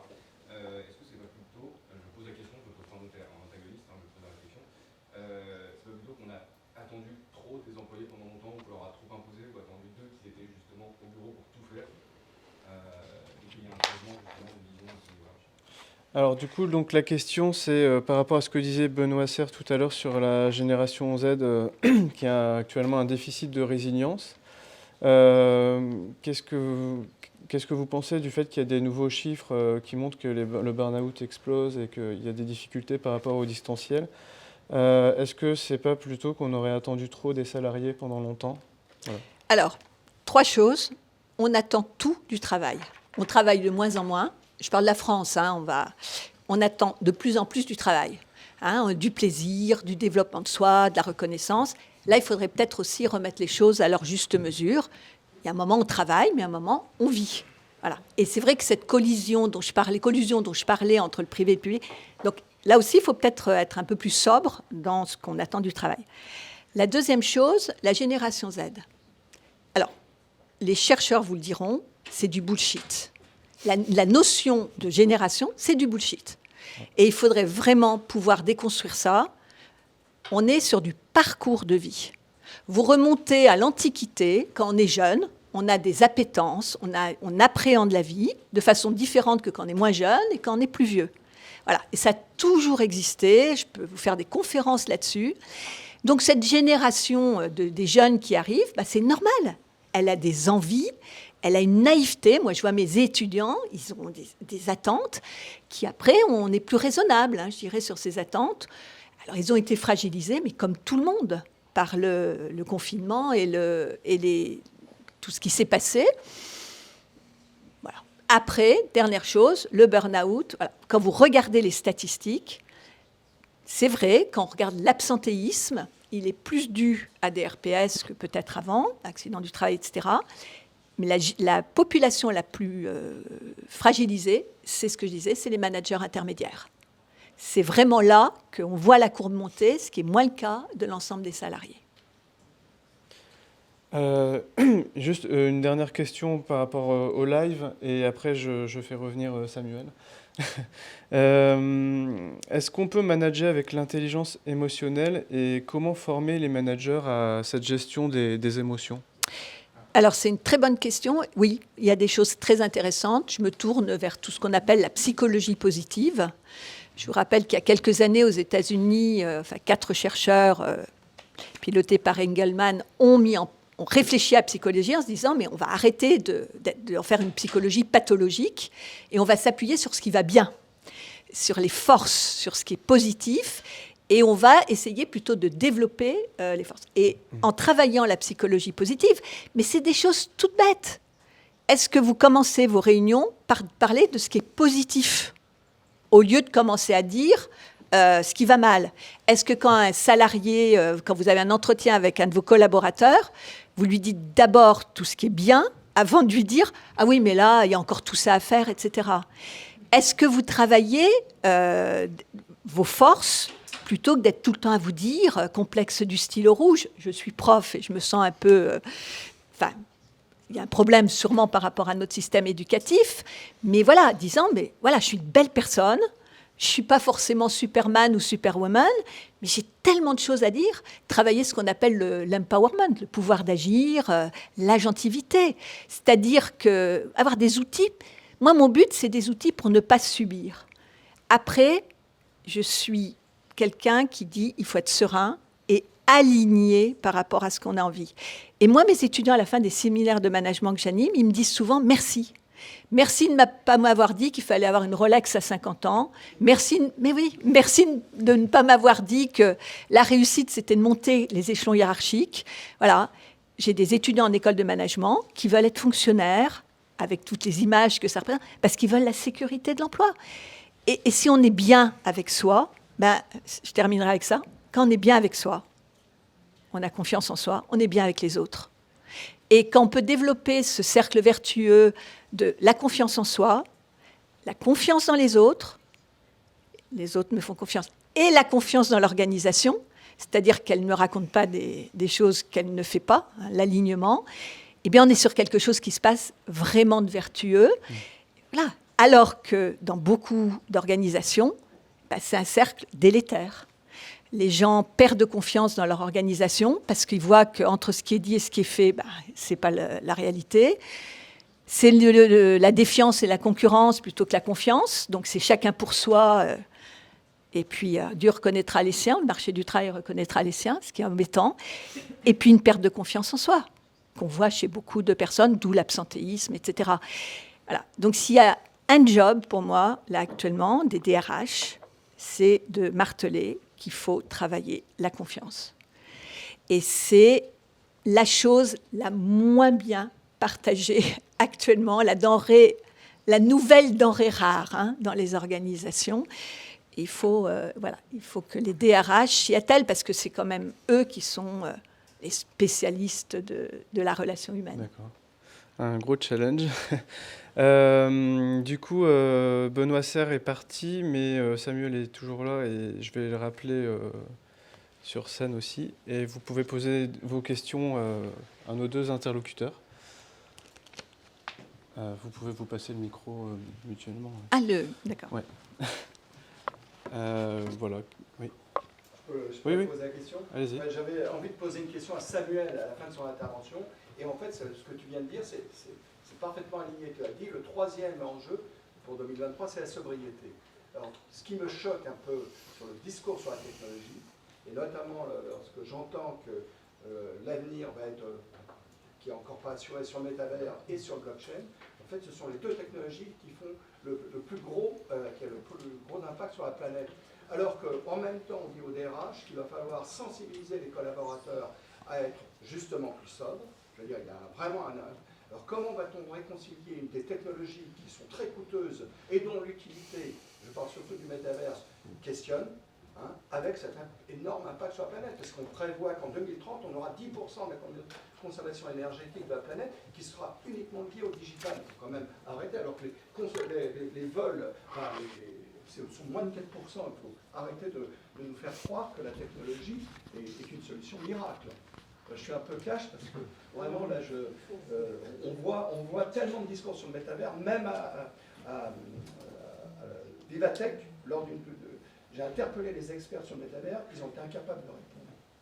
Donc la question, c'est en gros les nouvelles... Consommation énergétique et sobriété. Voilà, consommation énergétique et sobriété par rapport aux nouvelles technologies, notamment métavers, blockchain et data. Comment faire, quoi. Oui. C'est une très bonne question.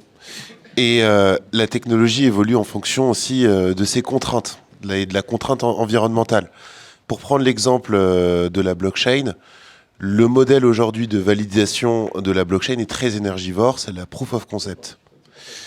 Il y a une transition qui vient d'être faite il y a à peu près 18 mois, qui s'appelle le proof of stake. Je ne vais pas rentrer trop dans les détails, mais on est sur 99% de consommation d'énergie en moins par rapport au précédent modèle. Donc, on va dire que les modèles évoluent.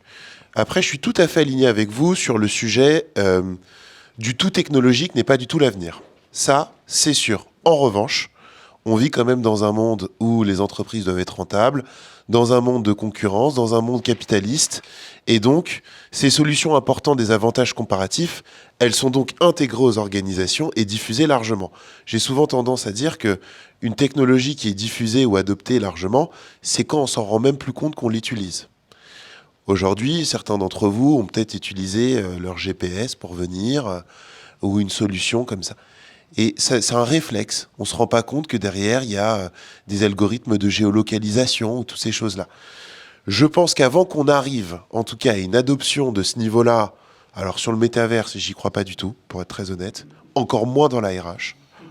C'est plutôt un environnement immersif pour le gaming et encore. Pour la blockchain, j'y crois beaucoup plus. Mais je pense que la maturité, on est sur une échelle de temps, je ne vais pas sortir ma boule de cristal, mais des connaissances que j'ai sur le sujet, je dirais qu'on sera en maturité d'ici 15 à 20 ans. Donc ça prend quand même beaucoup de temps. L'intelligence artificielle, on en parlait dans des grandes universités américaines dans les années 50. Et avant que ça arrive dans nos téléphones et dans nos vies au quotidien, ça a pris plus de 50 ans. Donc le tout technologique, non. La technologie au bénéfice de l'augmentation des collaborateurs et des organisations, oui. Et la technologie qui s'améliore pour finalement tendre avec les contraintes de son environnement, à savoir la contrainte de l'environnement et de la transition écologique, ça effectivement c'est plus que souhaitable. Vous parliez du poids du digital et de la technologie, on ne parle pas assez des serveurs, on ne parle pas assez de certaines initiatives où on essaye d'immerger des serveurs sous l'eau pour essayer de les refroidir. Enfin, il y a tout un tas de choses qui sont faites, même au Groenland, des câbles sous-marins dans l'eau. Enfin, c'est un sujet qui est sans fin, mais qui aujourd'hui est symptomatique finalement du monde où on vit, de la course à la rentabilité, de la course à la performance, qui a ses avantages et ses inconvénients. Alors il y a une question sur le... Oui, si vous voulez rebondir. Oui, Oui, la question, c'est les modèles mentaux. Franchement, c'est les modèles mentaux. Moi, je ne sais pas si on prépare l'avenir en répétant le futur. Et je fais vraiment la différence entre accueillir l'avenir et planifier le futur. Et là, moi, ce que je pense qu'il faut qu'on arrive à faire tous, je travaille beaucoup sur la consommation aussi, c'est revisiter nos modèles mentaux. Est-ce qu'on est sur des choses qui sont déterministes ? Est-ce que la consommation, est-ce que le bonheur est dans la consommation immédiate ? Et je pense que là, il faut qu'on construise, nous, les plus jeunes générations, mais tout le monde, c'est de nouveaux récits par rapport à ça. Moi, je suis la première à utiliser tout en LinkedIn, mon GPS, etc. Et je crois que comment je pourrais m'en passer ? Mais je pense que je peux m'en passer.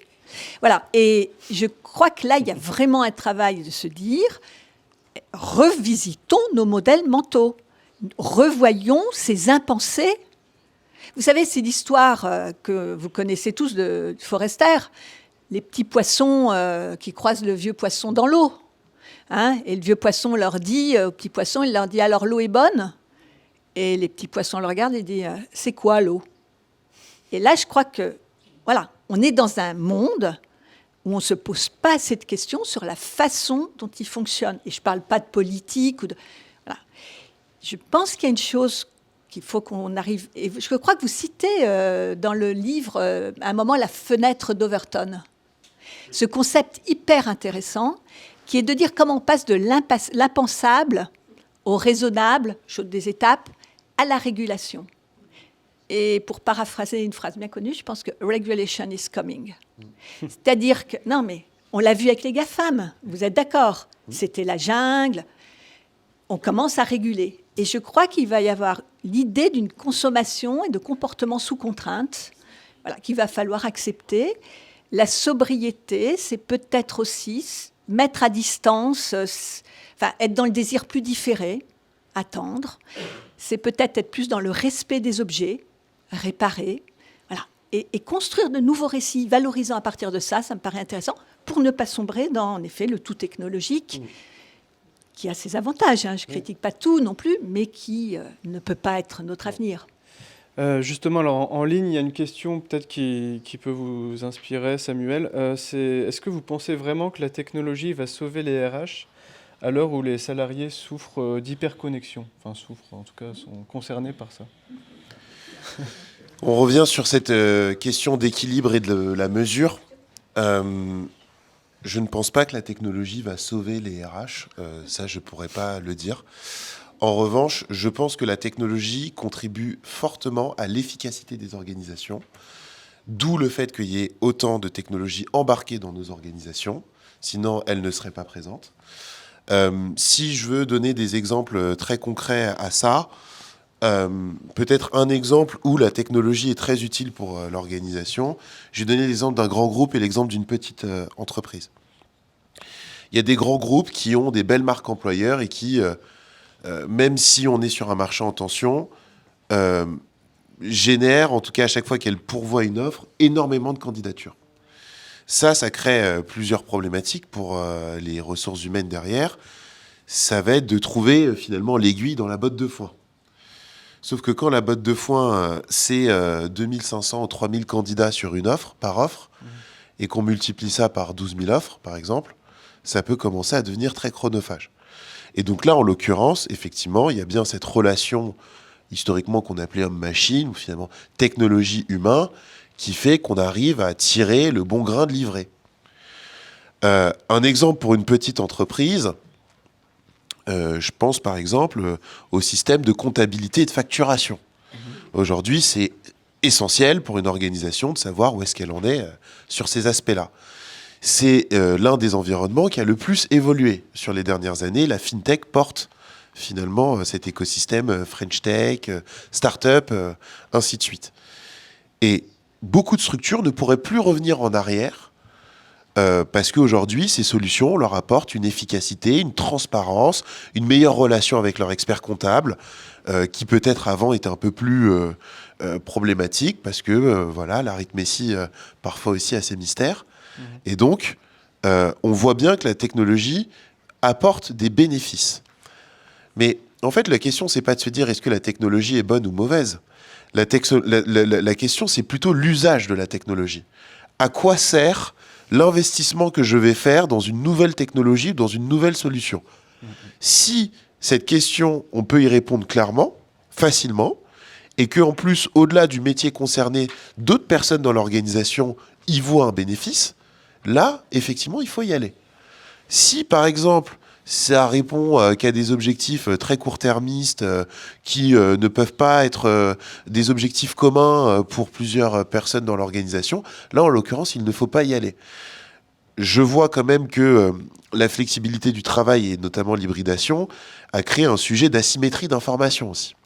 La technologie, sur certains aspects, participe à la réduction de cette asymétrie.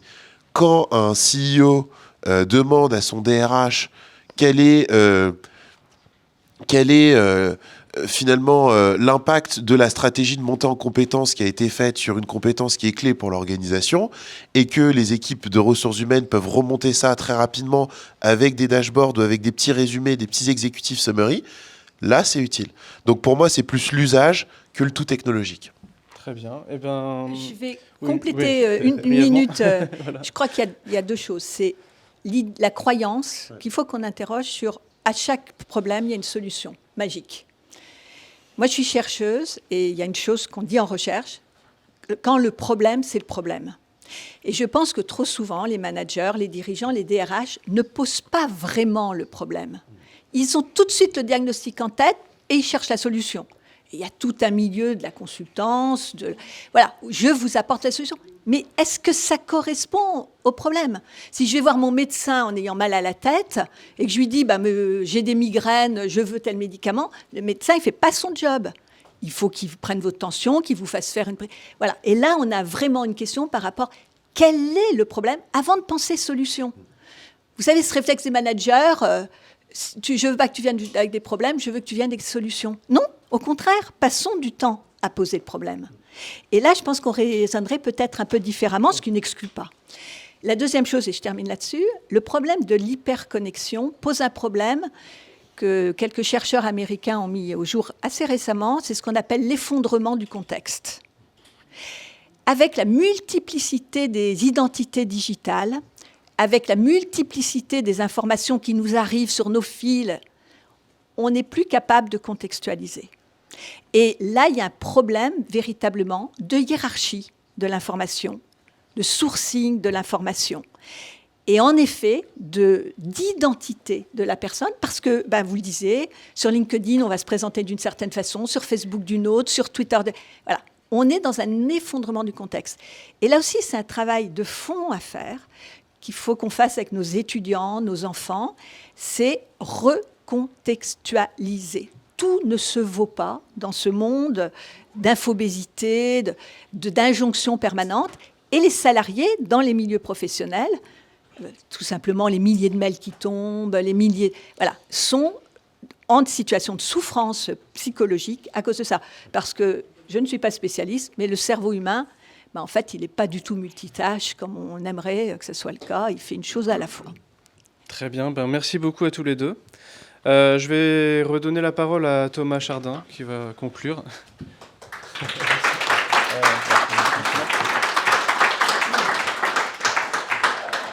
Bon, on a un petit peu débordé, mais je pense que les échanges étaient passionnants. On aurait bien évidemment voulu prendre beaucoup plus de questions et poursuivre l'échange. Pour ceux qui ont la chance d'être là en présentiel, on pourra poursuivre l'échange juste à côté d'ici quelques secondes. Merci beaucoup Fabien pour ton animation. Merci à tous les trois, Benoît, Samuel, Isabelle, pour vos propos. On aimerait bien, encore une fois, continuer à parler RH avec vous. Je voulais me risquer à l'exercice de synthèse, mais il est un petit peu impossible. Sur la technologie, ce que je retiens, c'est qu'il faut s'en servir sans s'asservir pour la fonction RH. Mais ce n'est pas si simple que de s'en servir utilement. Tout est dans la finalité et pas forcément dans l'objet. Sur les propos de Benoît et sur les propos d'Isabelle, c'est compliqué. Je vais essayer de synthétiser tout ça, mais en fait, on parle beaucoup de conduire le changement. Dans le cahier de tendance, on est dans une dynamique de transformation. Et un cahier de tendance, c'est suivre, en fait. On vous propose un certain nombre de tendances et donc à la fonction RH de pouvoir éventuellement y répondre, de s'inspirer et de mieux les appréhender. Mais en fait, ce qu'on est en train de dire là, c'est qu'il faut aller à l'étape d'après. C'est-à-dire de ne pas conduire le changement, mais plutôt de le devancer, de l'impulser, de l'incarner. Certes, de lui donner un usage aussi, mais un visage humain, en fait, plutôt un contenu humaniste.